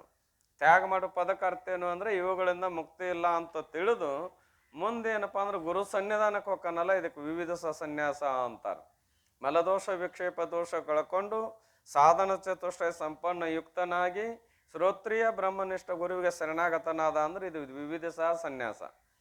ಆವಾಗ ಗುರುಗಳು ಏನು ಮಾಡ್ತಾರಪ್ಪ ಅಂದ್ರೆ ಶ್ರವಣಾದಿ ಕರ್ತವ್ಯ ಮಾಡಿಸಿ ಮುಕ್ತನನ್ನಾಗಿ ಮಾಡ್ತಾರೆ. ನಂತರದಲ್ಲಿ ಏನಪ್ಪ ಅಂದ್ರೆ ವಿದ್ವತ್ ಸನ್ಯಾಸ ಧಾರಣ ಮಾಡ್ಬೋದು. ಯಾಜ್ಞವಲ್ಕ್ಯರು ಕೊನೆಗೆ ವಿದ್ವತ್ ಸನ್ಯಾಸ ಧಾರಣ ಮಾಡಿದ್ರು. ಜನಕ ಮಹಾರಾಜರು ಕೇಳ್ತದ ನನ್ನ ವಿದ್ವತ್ ಸನ್ಯಾಸ ಅಂದ್ರೆ ಹೆಂಗಿರ್ತದ್ರಿ, ವಿದ್ವತ್ ಸನ್ಯಾಸ ಅಂದ್ರೆ ಹೆಂಗಿರ್ತದ್ರಿ ಅಂತ. ಮುಂದೆ ಹೇಳ್ತಾನೆ ಅಂತಿದ್ರು. ಕೊನೆಗೊಮ್ಮೆ ಏನು ಮಾಡಿದ್ರೆ ಹೇಳಬೇಕು ಅಂತ ಕುಂತರು ಜನಕ ಮಹಾರಾಜರು. ಹೇಳಬೇಕು ಅಂತ ಕುಳಿತು ಕೂಡಲೇ ಅವಾಗ ಏನು ಮಾಡಿದ್ರು ಅಂದ್ರೆ ಮುಗಿತ, ಅಲ್ಲಿ ಹೇಳೋದು ಕೇಳೋದು ಇರೋದು ಬಿಡೋದು ಎಲ್ಲ ಬಿಟ್ಕೊಟ್ಟು ಹೋಗಿಬಿಡ್ಬೇಕು. ಅಲ್ಲಿ ತನನು ರಾಜ್ಯದ ಕಾರ್ಭಾರವನ್ನು ಮಾಡ್ತಿರ್ಲಿಲ್ಲನು. ಯಾಜ್ಞವಲ್ಕ್ಯರು ಮಾಡ್ತಿದ್ರು. ಹೆಂಗೆ ಮಾಡ್ತಿದ್ರು ಅವ್ರು ಹಂಗೆ ಮಾಡ್ತಾ ಇದ್ರು. ಮತ್ತು ಉಪದೇಶ ಮಾಡ್ತಿರ್ಲಿಲ್ಲ, ಜನಕಾದಿಗಳಿಗೆ ಉಪದೇಶ ಮಾಡ್ತಿದ್ರು. ಯಾವಾಗ ವಿದ್ವತ್ ಸನ್ಯಾಸ ಸ್ವೀಕಾರ ಅಂದ್ರೆ ಏನ್ರಿ ಅಂತ ಕೇಳಿದಾಗ ಸಂಪೂರ್ಣ ಎಲ್ಲವನ್ನು ತ್ಯಾಗ ಮಾಡಿ ಏನು ಮಾಡಿದ್ರಪ್ಪ ಅಂತ ಕೇಳಿದ್ರೆ ಬಿಟ್ಟು ಹೋದ್ರು. ಅದು ಜ್ಞಾನಾನಂತರವೋ ಜ್ಞಾನಪೂರ್ವದಲ್ಲಿ ಅಂತ ಕೇಳಿದ್ರೆ ಜ್ಞಾನಾನಂತರದಲ್ಲಿ. ಅದಕ್ಕಾಗಿ ನಾವು ಏನು ಮಾಡಬೇಕು ಅಂದ್ರೆ 2 ಸ್ವೀಕಾರ ಮಾಡಬೇಕು, ಇಲ್ಲ 4 ಸ್ವೀಕಾರ ಮಾಡಬೇಕು. ನಾವು 2 ಸ್ವೀಕಾರ ಮಾಡಿದವ ಮೊದಲು ಬ್ರಹ್ಮಚಾರಿಯಾಗಿ ಸನ್ಯಾಸಾಶ್ರಮಕ್ಕೆ ಹೋದವ. ಆಮೇಲೆ 4 ಸ್ವೀಕಾರ ಮಾಡ್ಬೇಕಾದವ ಬ್ರಹ್ಮಚಾರಿ ಅವಸ್ಥೆ ಬಿಟ್ಟು ಗೃಹಸ್ಥಾಶ್ರಮಕ್ಕೆ ಏನು ಬರ್ತಾನ ಆತ ಮಾತ್ರ 4 ಆಶ್ರಮವನ್ನು ಸ್ವೀಕಾರ ಮಾಡಬೇಕು. ಏನ್ರಿ ಎಲ್ಲೋ ಒಬ್ಬರು 2ಕ್ಕೆ ಬಂದೇನಪ್ಪ ಅಂತ ಕೇಳಿ ಸ್ಟಾಪ್ ಆಗೋ ಮಂದಿನೇ ಅದೇವ ಹೊರತಾಗಿ 3ನೇದಕ್ಕೆ ಏರಿ ಹೋಗವ್ರು ಎಲ್ಲಾರು ಒಬ್ರದಾರ ಹೊರತಾಗಿ ಹುಡುಕಿದ್ರೆ ಇನ್ನು ಅದಕ್ಕಿಂತ ಮುಂದಂತ ಅದು ದೂರ ಉಳಿತು. ಎಲ್ಲರೂ ಸ್ವೀಕಾರ ಮಾಡಾಕ್ತಾ ಇರಲಿಲ್ಲ.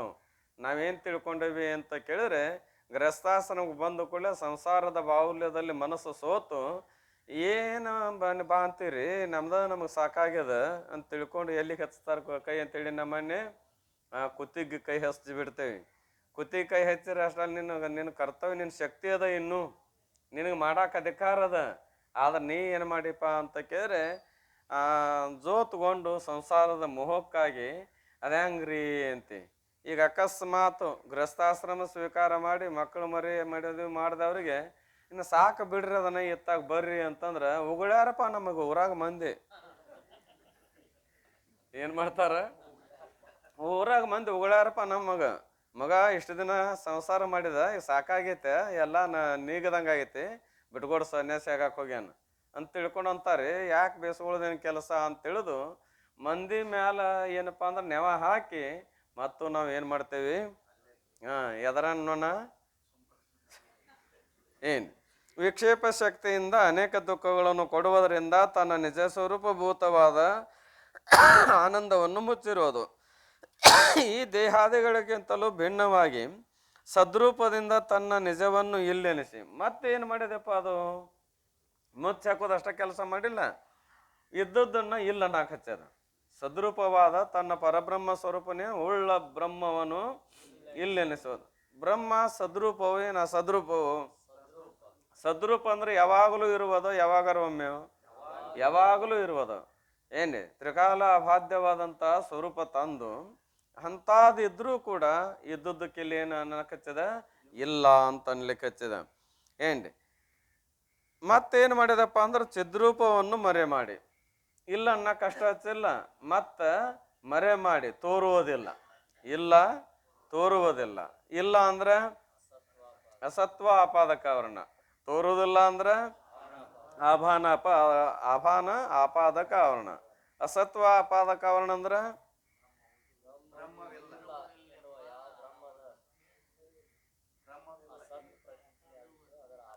ಒಬ್ರು ಹೇಳ್ರಿ, ಯಾರ್ಯಾರ ಪೂರ್ಣ ಹೇಳ್ರಿ. ಈ ರೀತಿ ಬ್ರಹ್ಮದ ಅಗೋಚರ ರೂಪ ಅಪ್ರತೀತಿಯನ್ನು ಉಪಾದಾನವೆಂದರೆ ಸಂಪಾದನೆ ಮಾಡತಕ್ಕಂತ आवरणक्केनंतर असत्व आपादक आवरण। ब्रह्म नहीं है, इस रीति से ब्रह्म के असद्भाव का संपादक कहिए, आपादक आवरण को असत्व आपादक आवरण अंद्रे ब्रह्मनु इरुವುದಿಲ್ಲ ಎಂಬುವ इस रीति से अंद्रे ಈ ರೀತಿಯಿಂದ ಬ್ರಹ್ಮಕ್ಕೆ ಅಸದ್ಭಾವಕ ಬ್ರಹ್ಮನ ಅಸದ್ಭಾವವನ್ನು ಅಂದ್ರೆ ಇಲ್ಲ ಅಂತ ಹೇಳಿ ಹುಟ್ಟಿಸುವ ಯಾವ ಆವರಣವಿರುವುದೋ ಆ ಆವರಣಕ್ಕೆ ಏನಂತಾರ ಅಸತ್ವ ಆಪಾದಕ ಆವರಣ। ಆಭಾನ ಆಪಾದಕ ಆವರಣ ಅಂದ್ರೆ ಇಲ್ಲ ಅಂದಮೇಲೆ ತೋರೋದಿಲ್ಲ ಅಂತ ಹುಟ್ಟಿಸುವ ಆವರಣಕ್ಕೆ ಏನನ್ನಬೇಕು ಆಭಾನ ಆಪಾದಕ ಆವರಣ ಅಂತ ಕರೀತಾರೆ। ಈ ರೀತಿಯಾಗಿ ಇದ್ದ ಬ್ರಹ್ಮನ ಇಲ್ಲ ಮತ್ತೇನಪ್ಪ ಅಂತ ಕೇರೆ ಇಲ್ಲ ಅಂದಮೇಲೆ ತೋರುವುದಿಲ್ಲ ಅಂತ ಏನ ಹೇಳ್ತಾ ಇದೆ। ಇಂಥದಕ್ಕೆ ಏನನ್ಬೇಕು ಮಾಯಾ ಅಥವಾ ಪ್ರಕೃತಿ ಅಂತಾರ, ಅಜ್ಞಾನ ಅಂತಾರ। ಎಂದಿಗೂ ನಾಶವಾಗದೆ ಪರಬ್ರಹ್ಮ ಸ್ವರೂಪನಾದ ತನ್ನನ್ನು ಎಂದಿಗೂ ನಾಶವಾಗಲಾರತಕ್ಕಂಥ ತನ್ನ ಪರಬ್ರಹ್ಮ ಸ್ವರೂಪವು ಏನು ನಾಶ ಆಗ್ತದೋ ಎಂದಿಗೂ ನಾಶವಾಗುವುದಿಲ್ಲ। ಅಂದ್ರೆ ನಾಶವಾಗುವುದಿಲ್ಲ ಅಂದ್ರೆ ಸುಳ್ಳಂತೂ ಸಿದ್ಧ ಆಗುವುದಿಲ್ಲ।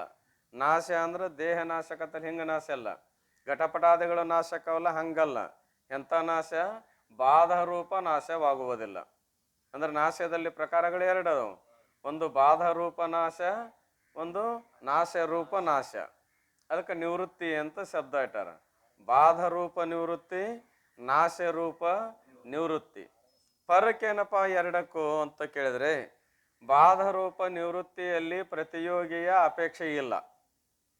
ಏನಿಲ್ರಿ, ಬಾಧ ರೂಪ ನಿವೃತ್ತಿಯಲ್ಲಿ ಪ್ರತಿಯೋಗಿಯ ಅಪೇಕ್ಷೆ ಇಲ್ಲ, ನಾಶ ರೂಪ ನಿವೃತ್ತಿಯಲ್ಲಿ ಪ್ರತಿಯೋಗಿಯ ಅಪೇಕ್ಷೆ ಅದ। ಏನದ ಪ್ರತಿಯೋಗಿ ಅಪೇಕ್ಷೆ ಅದ। ಅದೇ ಹೆಂಗ್ರಿ ಅಂತ ಕೇಳ್ರೆ ಈಗ ಅಕಸ್ಮಾತ್ ಹೊಡಿತ್ರಿ ಅಂದೇನ, ಹೊಡಿತ್ರಿ ಅಂದ್ಕೊಳ್ಳಿ ಏನಂತ ಕೇಳ್ತೀರ, ಹೊಡಿಲಿ ಬಿಡ್ರಿ ಅಂತೀರೋ ಏನಂತ ಕೇಳ್ತೀರಿ। ಹೊಡಿತ ಅಂದ್ರೆ ನಾಶ ಆಗ್ಯದ। ಏನು ಅಂತ ಕೇಳ್ದ ಗಡಿಗೆ ಅಂತ ಹೇಳಿದೆ। ಈ ಗಡಿಗೆ ಹ್ಞೂ ಅನ್ಬೇಡ್ರಿ, ಈಗ ಗಡಿಗೆ ಏನದಪ್ಪ ಅಂತ ಗಡಿಗೆ ಏನು ನಿಮಿತ್ತ ಮಾಡಿಕೊಂಡು ಅಂದ್ರೆ ಪ್ರತಿಯೋಗಿ ಗಡಿಗೆಯನ್ನು ನಿವೃತ್ತಿ ನಿಮಿತ್ತ ಮಾಡಿಕೊಂಡು ಗಡಿಗೆಯ ನಾಶ ತೋರ್ತದೋ ಪ್ರತಿಯೋಗಿ ಇರ್ಲಾರ್ದು ಏನು ಹೊಡಿತು ಅಂದ್ರೆ ಗಡಿಗೆ ಅಂತಲ್ಲ, ಗಡಿಗೆ ಏನದ ಪ್ರತಿಯೋಗಿ ಅದ। ಯಾಕೆ ಪ್ರತಿಯೋಗಿ? ಗಡಿಗೆಯ ನಾಶಕ್ಕೆ ಅಂದ್ರೆ ಅಭಾವಕ್ಕೆ ಗಡಿಗಿನ ಏನದ ಪ್ರತಿಯೋಗಿ। ಆ ಗಡಿಗೆಯ ನಾಶ ಅಂದ್ರೆ ಅದರ ಅಭಾವ ಪ್ರತಿಯೋಗಿ ಅಪೇಕ್ಷೆ ಮಾಡ್ಕೊಂಡು ತೋರ್ತದೋ ಏನಿಲ್ಲೋ ಅಪೇಕ್ಷೆ ಮಾಡ್ಕೊಂಡು। ಆದ್ರೆ ಬಾಧ ರೂಪ ನಿವೃತ್ತಿಯಲ್ಲಿ ಪ್ರತಿಯೋಗಿ ಅಪೇಕ್ಷೆ ಇಲ್ಲ। ಇದು ಮೂರು ಕಾಲದಲ್ಲಿ ಮಣ್ಣ ಅದ, ಗಡಿಗೆನದ ಮೂರು ಕಾಲದಲ್ಲಿ ಮಣ್ಣ ಅದ ಅಂದಾಗ ಏನು ಮಣ್ಣದ ಅಂತಿರೋ ಸುಮ್ಮನಾಗಿ ಬಿಡ್ತೇವೆ, ಸುಮ್ಮನಾಕ್ಕೇವಿ। ಯಾಕೆ ಹಾಕೇವಿ ಅಂದ್ರೆ ಅಲ್ಲಿ ಏನು ಅಂತ ಕೇಳೋ ಪ್ರಸಂಗ ಬರೋದಿಲ್ಲ। ಅಂದ್ರೆ ಈಗೇನಾಯ್ತದು ಗಡಿಗೆ ಬಾಧ ಆಯ್ತು ಏನು ನಾಶ ಆಯ್ತು?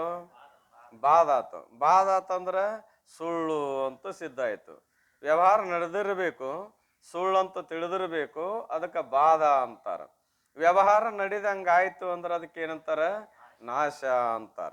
ಏನ್ ಅದಕ್ಕೆ ಬಾಧಕ ಲಕ್ಷಣ ಮಾಡಿದಾರ, ಮಿಥ್ಯತ್ವ ನಿಶ್ಚಯಕಾನಾಂ ಬಾಧಕೈ. ಇನ್ನೊಂದೇನು ಅಂದ್ರೆ ಅಪರೋಕ್ಷ ಮಿಥ್ಯತ್ವ ನಿಶ್ಚಯಕಾನಾಂ ಬಾಧಕೈ. ಇನ್ನೊಂದೇನದ ಅಂದ್ರೆ ಅಧಿಷ್ಠಾನ ಶೇಷಕೋ ಬಾಧಕೈ ಅಂತ ಲಕ್ಷಣಗಳನ್ನು ಮಾಡ್ಕೊಂಬಂದಾರ. ಈಗ ಮಣ್ಣಿನಲ್ಲಿ ತೋರಲ್ಪಟ್ಟಂತ ಘಟ ಮಿಥ್ಯತ್ವದ ನಿಶ್ಚಯ ಮಾಡಿದ್ವಿ ಅಂದ್ರೆ ಆ ಘಟದ್ದೇನು ಸಿದ್ಧಕತೆ ಬಾಧ. 3 ಕಾಲದಲ್ಲಿ ಮಣ್ಣದ ಘಟ ಅಲ್ಲ ಅಂತ ತಿಳಿದ್ವಿ ಅಂದ್ರೆ ಅದಕ್ಕೆ ಮಿಥ್ಯಾ ಅಂತಾರ. ಆ ಮಿಥ್ಯತ್ವದ ನಿಶ್ಚಯಕ್ಕೆ ಏನಂತಾರ, ಬಾಧ ಅಂತ ಕರೀತಾರೆ. ಹಾಗೆ ತನ್ನ ಏನದಪ್ಪ ಅಂದ್ರೆ ಎಂದೆಂದೂ ನಾಶವಾಗಲಾರದಿರುವಂಥ ಪರಬ್ರಹ್ಮ ಸ್ವರೂಪನಾದ ತನ್ನನ್ನು ಮಿಥ್ಯ ಎಂದೆನಿಸಿ ಮತ್ತೇನನ್ನ ಕಚ್ಚದ್ರಿ, ಸುಳ್ಳು ಅನ್ನಕ್ಕೆ ಹಚ್ಚದ. ದೇವ್ರಿದ್ರೆ ಹಿಂಗೆ ಹಾಕೈತ್ರಿ ಅಂತೇವಿಲ್ಲ. ಅನುಕೂಲ ಶಕ್ತಿ ದೇವ್ರದ ತಪ್ಪಿರ್ತೇವೆ. ಅನುಕೂಲ ತಪ್ತೇವೆ ಅಂದ್ರೆ ದೇವ್ರ ಎಲ್ಲಿ ಅದಾನ ಅನ್ನೋದಿದೆ. ಏನು ಹೇಳ್ತೀರಿ, ದೇವ್ರಿದ್ರೆ ಹಿಂಗೆ ಯಾಕೆ ಹಾಕಿತ್ತು ಅಂತೇವಿ ಅಂದ್ರೆ ದೇವ್ರು ಸುಳ್ಳು ಅಂತೇವಿ. ಇವೆಲ್ಲ ಏನಪ್ಪ ಅಂದ್ರೆ ಭಾಳ ಮಂದಿ ಹಂಗೆ ಅನ್ನೋರು ಅದಾರ. ನಮ್ಮ ಭಾರತ ದೇಶದ ಮಂದಿ ದೇವ್ರಂದ ಏನಾಗ್ಯಾವ ಅಂದ್ರೆ ಎಂಥ ನಂಬಿಕೆ, ಮೂಢನಂಬಿಕೆ. ಹಿಂಗಾಗೆ ನಮ್ಮ ಭಾರತ ದೇಶ ಹಾಳಾಗ್ಯದ ಅಂತಾರ. ಎದರಿಂದ ದೇವ್ರದಾರ ಅನ್ನೋದನ್ನ ಮೂಢನಂಬಿಕೆ ಅಲ್ಲದು. ದೇವ್ರ ಇದ್ದದ ತಾನ ದೇವ್ರದನಿಲ್ರಿ. ವ್ಯವಹಾರಿಕ ಜೀವನದಲ್ಲಿ ಏನಂತಾರ, ತಾಯಿಗಳಾದವ್ರ ಮಕ್ಕಳಿಗೆ ದೇವ್ರಿದ್ದಂಗೆ ಇರಬೇಕು, ಅಥವಾ ತನ್ನ ಬಿಟ್ಟು ದೇವ್ರಿಲ್ಲ, ಮಣ್ಣು ಬಿಟ್ಟು ಮಡಿಕಿಲ್ಲ. ಯಾವ ಶಾಸ್ತ್ರ ಓದ್ಯಾರ ಅವರು? ಯಾವ ಗುರುಗಳ ಹತ್ರ ಹೋಗ್ಯಾರ? ಇಲ್ಲಂದ್ರೂ ಕೂಡ ಅನುಭವ ಅಂದ್ರೆ ಸಂಬಂಧ ಮೂಲಕವಾಗಿ, ಮನೆತನದ ಅಥವಾ ವ್ಯವಹಾರದ ಸಂಸ್ಕಾರ ಮೂಲಕವಾಗಿ ತಾನೇ ದೇವರನ್ನು ಭಾವ ಅದ. ಆದ್ರೆ ನಿಶ್ಚಯ ಇಲ್ಲ ಇಷ್ಟೇ. ದೇವರು ತಾನ ಅನ್ನೋದು ಐತೆ, ತನ್ನ ಬಿಟ್ಟು ದೇವ್ರಿಲ್ಲ ಅಂದ್ರೆ ತಾನೇ ದೇವ್ರು ಅಂದಂಗೆ ಆಯ್ತು. ಆದ್ರೆ ಏನಿಲ್ಲ, ನಮಗೀಗ ನಿಶ್ಚಯ ಇಲ್ಲ. ನಾನೇ ದೇವರು ಅಂತ ನಿಶ್ಚಯ ಇಲ್ಲದಕ್ಕೆ ನಿಶ್ಚಯ ಮಾಡಿಕೊಡೋ ಸಲುವಾಗಿ ಇವ್ರು ಬೇಕಾಗ್ಯಾರ. ಯಾರ್ರಿ? ಗುರು ಶಾಸ್ತ್ರ ದೇವ್ರು ಯಾಕೆ ಬೇಕಾಗ್ರಿ? ನಮಗೆ ನಿಶ್ಚಯಾತ್ಮಕ ಜ್ಞಾನ ಮಾಡಿಕೊಡೋ ಸಲುವಾಗಿ. ಉದಾಹರಣೆ ಏನು ಕೊಟ್ರ ಅವರು? ಮಣ್ಣು ಬಿಟ್ಟು ಮಡಿಕಿಲ್ಲ. ಮಣ್ಣಂದ್ರ ಗಡಿಗೆ ಅಂದ್ರೆ ಏನದ? ಮಣ್ಣದ. ಏನಾರ ಬಿಟ್ಟು ತೋರ್ಸಾಕ್ ಬರ್ತದನು? ಇಲ್ಲ. ಅಂದಮೇಲೆ ದೇವ್ರು ಎಲ್ಲಾ ಕಡೆ ಅದನು, ಎಲ್ಲಾರದನು? ಒಂದ್ ಯಾವುದೋ ಮದದಿಂದ ಯಾವುದೋ ಅನುಕೂಲತೆ ಮೂಲಕವಾಗಿ ದೇವರಿಲ್ಲ ಅಂತ ಹಾರಿಸಿ ಹೊಡೆದಿರ್ತೇವೆ. ಪ್ರಸಂಗ ಬಂತು ಅಂದ್ರೆ ಆ ದೇವ್ರಿಗೆ ಗೊತ್ತು ಅಂತೇವಿ. ಏನಿಲ್ಲ ಅಂತೀರಿ. ಇದು ಮೂಢನಂಬಿಕೆ ಅನ್ನೋ ಮಂದಿ ಬಹಳ ಅದ. ದೇವರು ಅದಾನಂತ ಒಪ್ಪುದು ಮೂಢನಂಬಿಕೆ ಅಲ್ಲ, ಸತ್ಯ ಮಾತದು. 14 ಲೋಕಗಳನ್ನು, ಮಾಯಾಮಯಗಳಾದ 14 ಲೋಕಗಳನ್ನು, ಮಾಯಾಮಯವಾದ 14 ಲೋಕ, ಇವೆಲ್ಲ ಮಾಯಾಮಯ ಅಂದ್ರೆ ಮಾಯದ ಸ್ವರೂಪ. ಮಾಯಾಮದಕ ಪದಕರ್ತೇನು? ಮಾಯದ ಸ್ವರೂಪ. ಅಂದ್ರೆ ಇಲ್ಲಿ ಮಯ ಪದಕಾರ್ಥ 3 ಅಕ್ಕವು ಅಂತ ಕೇಳ್ಕೊಂಬಂದಿದ್ದೀವಿ. ಮಯ ಪದಕಾರ್ಥ ಎಷ್ಟಕ್ಕವು? 3. ಯಾವ್ಯಾವು ಅಂತ ಕೇಳಿದ್ರೆ, ಒಂದು ಸ್ವರೂಪ, ಒಂದು ವಿಕಾರ, ಒಂದು ಆಶ್ಚರ್ಯ. ಮಯ ಪದಕಾರ್ಥ ಏನ್ರಿ? ಸ್ವರೂಪ, ವಿಕಾರ, ಆಶ್ಚರ್ಯ.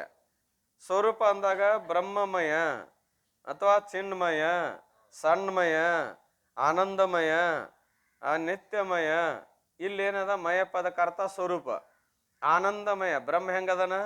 ಆನಂದ ಸ್ವರೂಪನೇ ಅದಾನ. ಇಲ್ಲಿ ಜಗತ್ ಹೆಂಗದ? ಮಾಯಾ ಸ್ವರೂಪ ಅಂದ್ರ ಬ್ರಹ್ಮನಂತೆ ಅಲ್ಲ, ಇದು ವಿಕಾರ. ಮಾಯಾಮಯ ಅಂದ್ರೆ ಏನು? ವಿಕಾರ. ಇದೆಲ್ಲ ಮಾಯದ ಕಾರ್ಯ ಇರೋದು. ಮಾಯದ್ದ ಅಂತ ಮಾಯನ ಅನ್ಬೇಕಾಗತ್ತ, ಮಾಯ ಬಿಟ್ಟಿರ್ತದೋ ಮಾಯನೇ.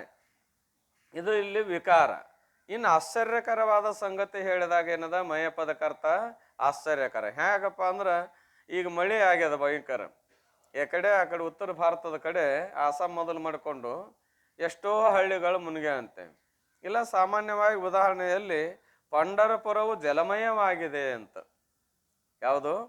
ಪಂಢರಪುರವು ಜಲಮಯವಾಗಿದೆ ಅಂದ್ರೆ ಪಂಢರಪುರದ ಹತ್ತಿರ ಮಗ್ಗಲ್ದಾಗ ಹೊಳಿ ಇರೋದ್ರಿಂದ ಮಹಾಪೂರ್ ಬಂದಾಗ ಸುತ್ತುವರೆದಾಗ ಅದನ್ನ ನೀರು ನೋಡಿ ಆಶ್ಚರ್ಯಕರ ಆಗ್ಯದೋ ಏನ ಅದ ಜಲದ ಸ್ವರೂಪ ಆಗಿ ಹೋಗ್ಯದೋ? ಆಶ್ಚರ್ಯಕರ ಅಂದ್ರೆ ಅಷ್ಟು ನೀರೆಲ್ಲ ಸುತ್ತುವರೆದಿರ್ತಾ ಇದೆ. ಹೀಗೆ 3 ಅರ್ಥ ಪ್ರಸಂಗಾನುಸಾರವಾಗಿ. ಬ್ರಹ್ಮಮಯ ಅಂದ್ವಿ, ಅಥವಾ ಚಿನ್ಮಯ, ಸನ್ಮಯ, ಆನಂದಮಯ ಅಂದ್ವಿ ಸ್ವರೂಪ. ಮಾಯಾಮಯ ಅಂದ್ವಿ, ಆಮೇಲೆ ವಿಕಾರ. ಇಲ್ಲ ಅನ್ನಮಯಾದಿ ಕೋಶ ಅಂದ್ವಿ ವಿಕಾರ. ಈ ಶರೀರ ಯಾವುದರ ಸ್ವರೂಪ? ಅನ್ನಮಯ ಸ್ವರೂಪ. ಅಂದ್ರೆ ಅನ್ನದ ವಿಕಾರವೋ ಏನಲ್ಲವೋ? ಇಲ್ಲಿ ವಿಕಾರ ಶಬ್ದ. ಇನ್ನೇನು ಪ್ರಸಂಗವಾಗಿ ಆಶ್ಚರ್ಯಕರವಾದದ್ದಿರ್ತದಲ್ಲ, ಏನು ಅದೆಲ್ಲ ಅದರ ಸ್ವರೂಪನಾಗಿ ಬಿಟ್ಟತ್ ಬಿಡ್ರಿ ಅಂದ್ರೂ ಕೂಡ ಆಶ್ಚರ್ಯಕರ. ಏನು ಮಾಯಾಮಯಗಳಾದ 14 ಲೋಕಗಳು 14 ಲೋಕಗಳು, 7 ಮೇಲಿನ ಲೋಕಗಳು, 7 ಕೆಳಗಿನ ಲೋಕಗಳು. ಮೇಲಿನ ಲೋಕಗಳ ಹೆಸರು ಬರ್ತದೆ ಎಲ್ಲರಿಗೆ. ಯಾವ್ಯಾವು ಅಂತ ಕೇಳಿದ್ರೆ 7 ಲೋಕ ಮೇಲಿನವು, 7 ಲೋಕ ಕೆಳಗಿನವು. ಯಾವ್ಯಾವು? ಭೂಲೋಕವನ್ನೇ ಮೊದಲು ಮಾಡಿಕೊಂಡು 7 ಮೇಲೆ, ಪಾತಾಳ ಲೋಕವನ್ನು ಮೊದಲು ಮಾಡಿಕೊಂಡು 7 ಕೆಳಗೆ. ಭೂಲೋಕ, ಭೋರ್ಲೋಕ, ಸ್ವರ್ಲೋಕ, ಮಾರ್ಲೋಕ, ಜನಲೋಕ, ಸತ್ಯಲೋಕ, ತಪಲೋಕ, ಅತಳ, ವಿತಳ, ಸುತಳ, ತಳಾತಳ, ರಸಾತಳ, ಪಾತಾಳ, ಮಹಾತಳ ಅಂತ ತಿಳ್ಕೊಂಡು ಅವು 7 ಎಷ್ಟಾದವು ಗೊತ್ತಿಲ್ಲ. ಅಂತೂ ಇವು 14 ಲೋಕಗಳು ಸ್ವಪ್ನ ಇಂದ್ರಜಾಲದ ಆಟಗಳಂತೆ ರಚನೆ ಮಾಡಿ, ಇವನ್ನೆಲ್ಲ ರಚನೆ ಮಾಡಿದ್ದು ಯಾವುದು? ಮಾಯನೋ ಏನು ಮಾಯನೇ ಅಲ್ಲ ಅಂತ ಕೇಳಿದ್ರೆ, ಇದ್ರ ದೇವಿ ಪುರಾಣದೊಳಗ ಪರಮಾತ್ಮ ಪಾರ್ವತಿ ಇಬ್ಬರು ಕೂಡಿ ಕುಂತಾಗ ಪಾರ್ವತಿ ಕೇಳಿದ್ಲು, ಇದೆಲ್ಲ ಯಾರ ಮಾಯಾರಿ ಅಂದ್ಲು. ಇದೆಲ್ಲ ಯಾರ ಮಾಯಾರಿ ಅಂದ. ಪರಮಾತ್ಮನಿಗೆ ಗೊತ್ತಿತ್ತು, ಮಜಾ ಮಾಡೋ ಸಲುವಾಗಿ ಏನಂದ, ಇದೆಲ್ಲ ನನ್ನ ಮಾಯಾ ಅಂದ. ನನ್ನ ಮಾಯಾ ಅಂದ ಕೂಡ ಬಾ ನಿನಗೆ ತೋರಿಸ್ತೇನೆ ಅಂತ ತಿಳ್ಕೊಂಡು ತನ್ನ ಮಾಯಾ ಪ್ರಕಟ ಮಾಡಿದಾಗ ಪರಮಾತ್ಮ ಹೆದರಿ ಗದ ಗದ ಗದ ನಡಕತ್ತಿದ್ದಂತ. ಯಾರ್ರಿ? ಪರಮಾತ್ಮ ಗದ ಗದ ನಡುವಾಗ ಪಾರ್ವತಿಗೆ ಅಂದ್ರೆ ಅಲ್ರಿ ನಿಮ್ಮ ಮಾಯಕ್ಕೆ ನೀವು ನಡುಗುದ ಏನ್ರಿ ಅಂತ ತಿಳ್ಕೊಂಡು ಅವನಿಗೆ ಇದನ್ ಮಾಡಿದ್ಲು ಅಂತ ಬರ್ತಾ ಇದೆ. ಹೇಳುವ ಅಭಿಪ್ರಾಯ ಏನಂದ್ರೆ, ಅಘಟಿತವಾದ ಘಟನೆಗಳನ್ನ ಮಾಡಿ ತೋರಿಸೋ ಸಾಮರ್ಥ್ಯ ಯಾರಲ್ಲಿದೆ ಅಂತ ಕೇಳಿದ್ರೆ ಮಾಯೆಯಲ್ಲಿದೆ. ಏನ್ ಮಾಡಿದೆಪ್ಪ ಅಂತ ಕೇಳಿದ್ರೆ 14 ಲೋಕಗಳನ್ನು ಸ್ವಪ್ನ ಇಂದ್ರಜಾಲದ ಆಟಗಳಂತ ರಚನೆ ಮಾಡಿ, ಸ್ವಪ್ನ ಪದಾರ್ಥಗಳ ಕರೆಯನ್ನು ಸುಳ್ಳೆ. ಇಂದ್ರಜಾಲದ ಆಟದಲ್ಲಿ ಏನೆಲ್ಲ ಮಾಡಿ ತೋರಿಸ್ತಾ ಇದ್ದಾನ. ಕೈಯಾಗ ದಾರ ತೊಗೊಂಡಿರ್ತಾನ, ಇದೇನದ ಅಂತ ತೋರಿಸ್ತಾನ. ಎಲ್ಲರಿಗೂ ಏನು ಮಾಡ್ತಾನ ಅಂತ ಕೇಳಿದ್ರೆ ಹಾವು ತೋರಿಸ್ತಾನ. ಹಿಡ್ದಾನೇನು ಕೈಯಾಗ ನಮ್ಗೆ ತೋರಿಸುವಾಗ ದಾರ ಹಿಡ್ದಾನ, ಒಂದು ಹಗ್ಗಾರ ಹಿಡ್ದಾನ. ನೋಡ್ರಿ ಚಂದಾಗಿ ನೋಡ್ರಿ ಅಂತಾನ. ಆಗ್ಲೇ ಏನು ಮಾಡ್ತಾನ? ಹಾವು ಮಾಡಿ ತೋರಿಸ್ತಾನ. ಒಂದು ಹಾಳಿ ತೊಗೊಂಡಿರ್ತಾನ, ಹೂವು ಮಾಡಿ ತೋರಿಸ್ತಾನ. ಏನಾದ್ರೂ ತೊಗೊಳೋದು ಏನಾರು ಮಾಡಿ ತೋರಿಸ್ತಾನ. ಕನಕಟ್ಟು ವಿದ್ಯೆ ಇರ್ತಾ ಇದೆ, ಅದೊಂದು ವಿದ್ಯೆ ಅದ. ಸುಳ್ಳು ಅನ್ನಕ್ಕೆ ಬರೋದಿಲ್ಲ. ವ್ಯಾವಹಾರಿಕ ಜೀವನದಲ್ಲಿ ಯಾವುದೂ ಸುಳ್ಳಿಲ್ಲ. ಪಾರಮಾರ್ಥಿಕ ಬಂದ್ರಿ ಎಲ್ಲ ಅಂದ್ರೆ ಯಾವ್ರಿ? ದೇವ್ರನ್ನ ಹಿಡ್ಕೊಂಡು ಬರೇ ಈ ಭೂತ ಭೌತಿಕ ಪದಾರ್ಥ ಅಲ್ಲ, ದೇವ್ರ ಸುಳ್ಳದಾನ. ಕೇಳವಿಲ್ರಿ ಈಗಾಗಲೇ ಎಲ್ಲಿ? ವಿಚಾರಿಸ ಅಬ್ದಿ ಅಪಾರ ಸ್ವರೂಪ ಮಮ. ಮತ್ತು ಅವರು ಸುಳ್ಳಾಗ್ಯಾರ ಅಂದ್ರೆ ಇವು ಸುಳ್ಳ ಅನ್ನೋದೇನು ದೊಡ್ಡ ಮಾತನು? ಎಲ್ಲಿ ಬಂದಾಗ? ಒಳಗೆ ಬಂದಾಗ. ಹೊರಗೆ ಬಂದಾಗ ಎಲ್ಲ ಏನು ಅನ್ಬೇಕು? ಕರೆನ ಅನ್ಬೇಕು, ಹೊರತಾಗಿ ಸುಳ್ಳು ಅನ್ನಕ್ಕೆ ಹೋಗ್ಬಾರ್ದು. ಹಂಗಿತ್ತಂದ್ರೆ ವ್ಯವಹಾರ ಕೆಟ್ಟ ಹೋಗಿಬಿಡ್ತದೆ. ಎಲ್ಲ ರಚನೆ ಮಾಡಿ ಜನರನ್ನು ಮೋಹಿಸಿ, ಇಷ್ಟೆಲ್ಲ ಮಾತು ರಚನೆ ಮಾಡಿದ ಎಲ್ಲ ಮನುಷ್ಯರಿಗೆ ಏನಪ್ಪ ಅಂತ ಕೇಳಿದ್ರೆ ಮೋಹಿಸಿ ಜನರೆಲ್ಲರಿಗೆ ಮೋಹವನ್ನು ಉಂಟು ಮಾಡಿದೆಲ್ಲೋ.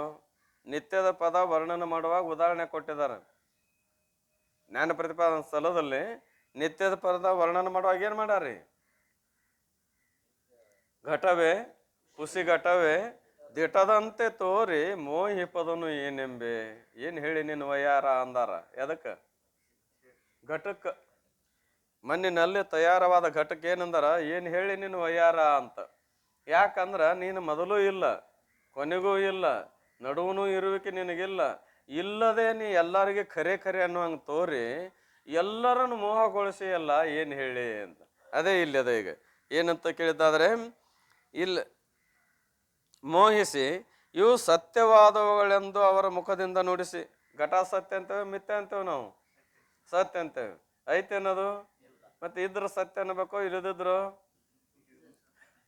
ಇದ್ರ ಸತ್ಯ ಅನ್ಬೇಕು. ಮತ್ತೆ ಐತೇನು? ಮತ್ತೆ ಸತ್ಯ ಅನ್ನೋದಿಲ್ಲನು ಅನ್ನಕ್ಕೆ ಹಚ್ಚಿದ್ದು ಯಾವ್ದ್ರಿ? ಮಾಯ. ಮೋಹಿಸಿ ಇವು ಸತ್ಯವಾದವುಗಳೆಂದು ಅವರ ಮುಖದಿಂದ ನುಡಿಸಿ. ಯಾರ ಮುಖದಿಂದ? ನರರ ಮುಖದಿಂದ ನುಡಿಸಿ. ಚಂದ್ರನ ಕಲಂಕ ಚಂದ್ರನನ್ನು ನೆಮ್ಮಿರುವಂತೆ. ಆ ಮಾಯಾ ಹೆಂಗದ ಅಂದ್ರೆ ಚಂದ್ರನಲ್ಲಿ ಕಲಂಕದ. ನೀವು ನೋಡ್ರಿ, ದಿನ ಬೆಳೀತಾ ಹೋಗುವಾಗ ಅವನ ಮಧ್ಯದಲ್ಲಿ ಕಪ್ಪು ತೋರ್ತಾ ಇದೆ. ಯಾರ ಆಶ್ರಯದಲ್ಲಿ ಅದ? ಚಂದ್ರನ ಆಶ್ರಯದಲ್ಲಿ ಅದ. ಹಾಗೆ ಅದು ಚಂದ್ರನನ್ನ ಆಶ್ರಯ ಮಾಡ್ಕೊಂಡದು, ಚಂದ್ರನ ಬಿಟ್ಟದು, ಚಂದ್ರನ ಆಶ್ರಯ ಮಾಡಿಕೊಂಡದು. ಈ ಮಾಯೆಯು ಸಚ್ಚಿದಾನಂದ ಸ್ವರೂಪನಾದ ನಿನ್ನನ್ನೇ ಆಶ್ರಯ ಮಾಡಿಕೊಂಡಿರುವುದು. ಚಂದ್ರನಲ್ಲಿರುವ ಕಪ್ಪು ಚಂದ್ರನನ್ನ ಆಶ್ರಯ ಮಾಡಿಕೊಂಡಂತೆ ನಿನ್ನ ಆಶ್ರಯದಲ್ಲಿರುವ ಕಪ್ಪು ಚುಕ್ಕೆಯ ಸದೃಶವಾದ ಮಾಯೆಯು ನಿನ್ನನ್ನು ಹೊಂದಿಕೊಂಡು ನಿನ್ನ ಆಶ್ರಯ ಮಾಡಿಕೊಂಡದ. ಪರಂತು ಪರಂತು ಅಂದ್ರೆ ನಿನ್ನ ಆಶ್ರಯ ಮಾಡಿಕೊಂಡು ಇದ್ದಾಗ್ಯಾದರೂ ಕೂಡ ನಿನ್ನೊಡನೆ ಕೂಡಿಕೊಂಡು ಇಲ್ಲ. ನಿನ್ನೊಡನೆ ಅದೆಲ್ಲ ಇಲ್ಲನು ನಿನ್ನ ಹತ್ರ ಅದ, ನಿನ್ನೊಡನೆ ಕೂಡಿಕೊಂಡು ಇಲ್ಲ ಅಂದ್ರೆ ಅಭಿನ್ನನೂ ಇಲ್ಲ, ನಿನಗಿಂತಲೂ ಭಿನ್ನವಾಗಿಯೂ ಇಲ್ಲ. ನಿನ್ನ ಬಿಟ್ಟು ಬೇರೆ ಐತೆ ಅಂತೇನು, ಬೇರೆನೂ ಇಲ್ಲ. ಆಮೇಲೆ ಏನಪ್ಪ ಅಂದ್ರೆ ಕಿಂತು ಅನಿರ್ವಚನೀಯವಾಗಿರುತ್ತದೆ. ಮತ್ತೆ ಹೆಂಗದ ಅಂತ ಕೇಳಿದ್ರೆ ಅನಿರ್ವಚನೀಯ ಐತೆ ಹೊರತಾಗಿ, ಆದ್ರೆ ಅದು ಏನಲ್ಲ ಅಂದ್ರೆ ನಿನ್ನೊಡನೆ ಅಭೇದವೂ ಅಲ್ಲ, ನಿನಗಿಂತ ಭಿನ್ನನೂ ಅಲ್ಲ. ಅಂದ್ರೆ ಅದ ಅಂತೂ ಹೇಳಕ್ ಬರೋದಿಲ್ಲ, ಇಲ್ಲಂತೂ ಹೇಳಾಗ. ಅಭಿನ್ನಂದೆಯ ಅಭಿನ್ನ ಅಂತ ಹೇಳಬೇಕಾಗಿತ್ತು ಅಂದ್ರೆ ಪರಬ್ರಹ್ಮ ಸ್ವರೂಪದಲ್ಲಿ ಮಾಯಾ ಅಭಿನ್ನವಾಗಿತ್ತು ಅಂದ್ರೆ ಎರಡು ಕೂಡದಂಗಾಯ್ತು. ಮತ್ತು ಒಂದು ಜಡ ಒಂದು ಚೇತನ, ಜಡ ಚೇತನ ಎರಡು ಇರ್ಲಿಕ್ಕೆ ಸಾಧ್ಯದನು ಇಲ್ಲ. ಮತ್ತು ಭಿನ್ನಂತೆಯ ನಿನ್ನ ಬಿಟ್ಟು ಏನು ವ್ಯವಹಾರ ಅದಕ್ಕೆ ಮಾಡಕ್ಕೆ ಬರುವುದಿಲ್ಲ, ಮತ್ತು ಭಿನ್ನಂತೂ ಹೇಳಕ್ಕೆ ಬರೋದಿಲ್ಲ. ಅದಕ್ಕೆ ಜನನಿಯ ಗರ್ಭದ ಅರ್ಭಕನ ಓಲು ಅಂತ ಉದಾಹರಣೆ ಕೊಟ್ಟಾರ ಪರಮಾನುಭವ. ಜನನಿಯ ಗರ್ಭದ ಅರ್ಭಕನ ಓಲು ಅಂದ್ರೆ ಕೂಸಿನನ್ನ ಎತ್ಕೊಂಡ ತಾಯಿಯಂತೆ ಅಂತ. ಬಗಲ ಕೂಸು ಎತ್ಕೊಂಡಾಳ, ಈಗ ಆ ಕೂಸು ತಾಯಿ ಜೊತೆಗೆ ಅಭಿನ್ನ ಅಂತೀರೇನು, ಅಭಿನ್ನ ಅನ್ನಕ್ಕೆ ಬರೋದಿಲ್ಲ. ಭಿನ್ನ ಅಂತೀರೇನು, ಭಿನ್ನ ಅನ್ನಕ್ಕೂ ಬರೋದಿಲ್ಲ. ಹೆಂಗ ಭಿನ್ನಾಭಿನ್ನ ವಿಲಕ್ಷಣವಾಗಿದೆಯೋ ಹಾಗೆ ಮಾಯೆಯು ಕೂಡ ನಿನ್ನೊಡನೆ ಅಭಿನ್ನಂತೂ ಹೇಳಕ್ಕೆ ಬರೋದಿಲ್ಲ, ಭಿನ್ನಂತೂ ಕೂಡ ಹೇಳಲಿಕ್ಕೆ ಬರುವುದಿಲ್ಲ. ಹೇಗೆಂದರೆ ಮಾಯೆಯು ಚೇತನಕ್ಕಿಂತಲೂ ಭಿನ್ನವಿಲ್ಲ. ಯಾಕೆಂದರೆ ಭಿನ್ನವೆಂದು ಅಂಗೀಕರಿಸಿದರೆ ನೇಹನಾನಸ್ತಿ ಕಿಂಚನ ಆತ್ಮನಕ್ಕಿಂತಲೂ ಬೇರೆ ಯಾವುದೂ ಇಲ್ಲೆಂಬ ಮೊದಲಾದ ಶ್ರುತಿಗಳಿಗೆ ವಿರೋಧವಾಗುತ್ತದೆ. ಏನ್ರಿ, ಮಾಯಾ ಬ್ರಹ್ಮನಕ್ಕಿಂತಲೂ ಭಿನ್ನ ಅಂತ ಹೇಳಿದರೆ ಶ್ರುತಿ ಏನು ಹೇಳ್ತಾ ಇದೆ? ನೇಹ ನಾನಾಸ್ತಿ ಕಿಂಚನ ನ ಇಹ ನಾ ಕಿಂಚನ ನಾನಾ ನ ಅಸ್ತಿ. ಇಹ ಅಂದ್ರೆ ಇಲ್ಲಿ ಪರಬ್ರಹ್ಮ ಸ್ವರೂಪದಲ್ಲಿ, ನೇಹ ಪದಕ್ಕರ್ಥ ನ ಇಹ ನೇಹ. ಅದು ನ ಅಧಿಕ ಇಹ ಎರಡು ಕೂಡಿಸಿ ಏನಾಯ್ತು ಅಂತ ಕೇಳಿದ್ದಾದ್ರೆ ನೇ ಆಯ್ತು ಗುಣಸಂಧಿ ಮೂಲಕವಾಗಿ. ಏನ್ರಿ, ಗುಣಸಂಧಿ ಸಂಧಿ ಸಮಾಸ ಅಂತ ಬರ್ತಾವಲ್ಲ, ಒಂದೊಂದು ಗೊತ್ತಿದ್ದದ್ದು ಹೇಳ್ತಾವ ಅಷ್ಟೇ. ನ ಅಧಿಕ ಇಹ ನೇಹ. ನ ಅಂದ್ರೆ ಇಲ್ಲ, ಇಹ ಅಂದ್ರೆ ಇದು ಪರಬ್ರಹ್ಮದಲ್ಲಿ. ಎರಡೂ ಶಬ್ದ ಕೂಡಿ ಏನಾಯ್ತು ನೇಹ. ಇಹ ಪದಕ್ಕೆ ಅರ್ಥ ಎರಡು ಅರ್ಥ ಆಕಾವು. ಬ್ರಹ್ಮನು ಅಂತ ಅರ್ಥ ಆಕತಿ, ಈ ಮರ್ತ್ಯ ಲೋಕವು ಅಂತ ಆಕತಿ. ಇಹದಲ್ಲಿ ಪರದಲ್ಲಿ ಅಂತೇವೆ ನೋಡೊಮ್ಮೆ. ಇಹ ಪರದಲ್ಲಿ ತನಗೆ ಇದು ಸುಖವನ್ನುಂಟು ಮಾಡುವುದು ಯಾವುದು? ಇಹ ಪರದೊಳು ಸುಖವನ್ನುಂಟು ಮಾಡುವುದು ಯಾವುದ್ರಿ? ಧರ್ಮರತಿ ಅಂತ ಹೇಳ್ಯಾರಿಲ್ಲ. ಅಂದಮೇಲೆ ಆಗ ಇಹ ಅಂದಾಗ ಮರ್ತ್ಯದಲ್ಲಿ, ಪರ ಅಂದಾಗ ಪರಲೋಕದಲ್ಲಿ. ಆದ್ರೆ ಈ ಇಹ ಅಂದ್ರ ಬ್ರಹ್ಮ ಸ್ವರೂಪ, ಇಹ ಅಂದ್ರೆ ಪರಬ್ರಹ್ಮ ಸ್ವರೂಪದಲ್ಲಿ ನಾನಾ ಅಂದ್ರೆ ಅನೇಕತ್ವ ಅನ್ನೋದು ಕಿಂಚನ ನ ಅಸ್ತಿ. ಕಿಂಚನ ನಾಸ್ತಿ ಅಂದ್ರೆ ಒಂದು ಎಳ್ಳು ಕಾಳಷ್ಟಾದರೂ ಕೂಡ ಇಲ್ಲವೇ ಇಲ್ಲ ಅಂತ ಅದಕ್ಕೆ ಅರ್ಥ. ಮತ್ತು ಬ್ರಹ್ಮನಕ್ಕಿಂತ ಭಿನ್ನವಾಗಿ ಇನ್ನೊಂದು ಇಲ್ಲ ಅಂದ್ರೆ ಭಿನ್ನ ಅಂತ ಏನಾರು ಸಿದ್ದಾಗ ಅದನ್ನು ಭಿನ್ನ ಅಂತ ಹೇಳಕ್ ಬರ್ತದನ್ನ ಮಾಯನ್ನ ಭಿನ್ನ ಅಂತೂ ಹೇಳಲಿಕ್ಕೆ ಬರುವುದಿಲ್ಲ. ಏನ್ ಅಂದಮೇಲೆ ಭಿನ್ನವೆಂದು ಅಂಗೀಕರಿಸರೆ ನೇಹನಾನಸ್ತಿ ಕಿಂಚನ ಆತ್ಮನಕ್ಕಿಂತಲೂ ಬೇರೆ ಯಾವುದೂ ಇಲ್ಲೆಂಬ ಮೊದಲಾದ ಶ್ರುತಿಗಳಿಗೆ ವಿರೋಧ ಆಗ್ತದೆ ಭಿನ್ನ ಅಂತ ಹೇಳಕ್ ಹೋದ್ರೆ. ಇನ್ನು ಮತ್ತು ಚೈತನ್ಯದೊಡನೆ ಅಭಿನ್ನವೆಂದು ಹೇಳಲಿಕ್ಕೆ ಬರುವುದಿಲ್ಲ. ಹಂಗಾರೆ ಅದು ಚೇತನದೊಡನೆ ಅಭಿನ್ನವಾಗ್ಯದ ಅಂತ ಅಂದಿದ್ದಾದರೆ ಜಡ ಚೇತನಗಳಿಗೆ ಅಭೇದವೆಂದೂ ಆಗುವುದಿಲ್ಲ. ಎಂದಾದರೂ ಜಡ ಚೇತನ ವಸ್ತುಗಳ ಅಭೇದ ಮಾಡಕ್ ಬಂದಿತ್ತನು? ಎಂದೆಂದೂ ಅಭೇದವಾಗುವುದಿಲ್ಲ. ಯಾಕಂದ್ರೆ ಜಡದ ಸ್ವರೂಪವೇ ಬೇರೆ, ಚೇತನ ಸ್ವರೂಪವೇ ಬೇರೆ. ಎರಡೂ ಒಂದಾಗ್ಬೇಕಾದ್ರೆ ಎರಡರ ಸ್ವರೂಪ ಏನಿರಬೇಕು? ಒಂದೇ ಇರಬೇಕು. ಅದೊಂದು ಇದೊಂದು ಬೇರೆ ಬೇರೆ ಇದ್ರೆ ಒಂದ ಮಾಡಕ್ಕೆ ಬರೋದಿಲ್ಲ. ವ್ಯವಹಾರ ದಶದಲ್ಲಿ ಎರಡು ಬುಟ್ಟಿ ಒಳಗೆ ಕಾಳು ತುಂಬಿಟ್ಟಿದ್ದೇವೆ. ಎರಡೂ ಬುಟ್ಟಿ ಒಳಗಿನ ಕಾಳು ಒಂದ ಬುಟ್ಟ ಕೂಡಿಸ್ಬಿಡು ಅಂತ ಅನ್ಬೇಕಾಗಿತ್ತು ಅಂದ್ರೆ ಎರಡೂ ಒಂದ ಥರ ಇರಬೇಕು. ಒಂದು ಗೋಧಿ ಅದ, ಒಂದು ಜೋಳ ಅದ. ಎರಡೂ ಒಂದ ಕೂಡಿಸಿಬಿಡು ಅಂತ ನಡೀತಿದನು. ಎತ್ತಿ ಓಡಿಸೋ ಕೂಡಿಸ್ತೇವೆ ಅನ್ಬೇಡ್ರಿ. ಏನ್ರಿ, ಅಂದ್ರೆ ದನಗಳಿಗೆ ನುಚ್ಚು ಓಡಿಸೋ ಕೂಡಿಸ್ತೇವ್ರಿ ಅನ್ಬೇಡ್ರಿ. ವ್ಯವಹಾರ ದಶದಲ್ಲಿ ಎರಡೂ ಒಂದಾಗಬೇಕಾದ್ರೆ ಎರಡೂ ಒಂದೇ ಥರ ಇರಬೇಕು. ಎರಡೂ ಬೇರೆ ಬೇರೆ ಇದ್ರೆ ಒಂದಾಗಲಿಕ್ಕೆ ಬರುವುದಿಲ್ಲ. ಹಂಗೆ ಚೇತನ ವ್ಯಕ್ತಿ ಇದ್ರೆ ಉಪಾಧಿ ರೀತಿಗಳ ಮೇಲೆ ಒಂದಾಗಬಹುದು. ಆದ್ರೆ ಒಂದು ಚೇತನ ಮಾಯಾ ಏನದ ಜಡ ಎರಡೂ ಏಕಾಗಲಿಕ್ಕೆ ಬರುವುದಿಲ್ಲ, ಅಭೇದವೆಂದು ಆಗೋದಿಲ್ಲ.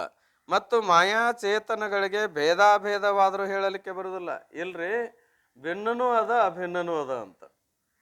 ಹೆಂಗದ? ಭಿನ್ನನೂ ಅದ ಅಭಿನ್ನನೂ ಅದ ಅಂತ ಹೇಳಕ್ಕೆ ಹೋದರೆ ಎರಡೂ ಹೇಳಲಿಕ್ಕೆ ಬರುವುದಿಲ್ಲ. ಅರ್ಥಾತ್ ಮಾಯೆಯು ಚೇತನಕ್ಕಿಂತ ಭಿನ್ನವೆಂದು ಹೇಳುವ ವಿಷಯದಲ್ಲಿ ದೃಷ್ಟಾಂತವೇ ಸಿಗುವುದಿಲ್ಲ. ಮಾಯಾ ಬ್ರಹ್ಮನಕ್ಕಿಂತ ಭಿನ್ನದ ಅಂತ ಹೇಳಾಕ ದೃಷ್ಟಾಂತ ಏನಾಗುದಿಲ್ಲ ಅಂತ ಕೇಳಿದ್ರೆ ಸಿಗುವುದೇ ಇಲ್ಲ. ಮತ್ತು ಜಡಚೇತನಗಳಿಗೆ ಭೇದಾಭೇದ ಯಾವ ರೀತಿಯಿಂದಲೂ ಸಂಭವಿಸುವುದಿಲ್ಲ. ಜಡಚೇತನಗಳಿಗೇನಾಗುದಿಲ್ಲ ರೀ, ಭೇದ ಅಭೇದ ಎರಡೂ ಎಂದೂ ಯಾವ ರೀತಿಯಿಂದ ಸಂಭವಿಸೋದಿಲ್ಲ. ಯಾಕಂದರೆ ಎರಡೂ ವಿರೋಧಿ ಧರ್ಮಗಳು ಒಂದರಲ್ಲಿ ಎಂದೂ ಕೂಡಿರುವುದಿಲ್ಲ. ಎರಡೂ ವಿರೋಧಿ ಧರ್ಮಗಳಿರುವುದರಿಂದ ಒಂದರಲ್ಲಿ ಕೂಡಿರಲಿಕ್ಕೆ ಬರುವುದಿಲ್ಲ. ಈ ಕಾರಣದಿಂದ ಭೇದಾಭೇದ ಹೇಳಲಿಕ್ಕೆ ಬರುವುದಿಲ್ಲ. ಏನು ಮಾಡಕ್ಕೆ ಬರೋದಿಲ್ಲ? ಭೇದ ಅಂತನೂ ಹೇಳಕ್ಕೆ ಬರೋದಿಲ್ಲ, ಅಭೇದ ಅಂತನೂ ಹೇಳಕ್ಕೆ ಬರಲಿಲ್ಲ. ಹೋಗ್ಲಿ ಬಿಡ್ರಿ, ಸತ್ ಅಸತ್ತರಂತಾರ ಹೇಳ್ರಿ ಅಂತಂದ್ರೆ ಅದನ್ನು ಕೂಡ ಹೇಳಕ್ಕೆ ಬರೋದಿಲ್ಲ. ಅದ್ಯಾಂಗ್ರಿ ಅಂತ ಕೇಳ್ತಾನ.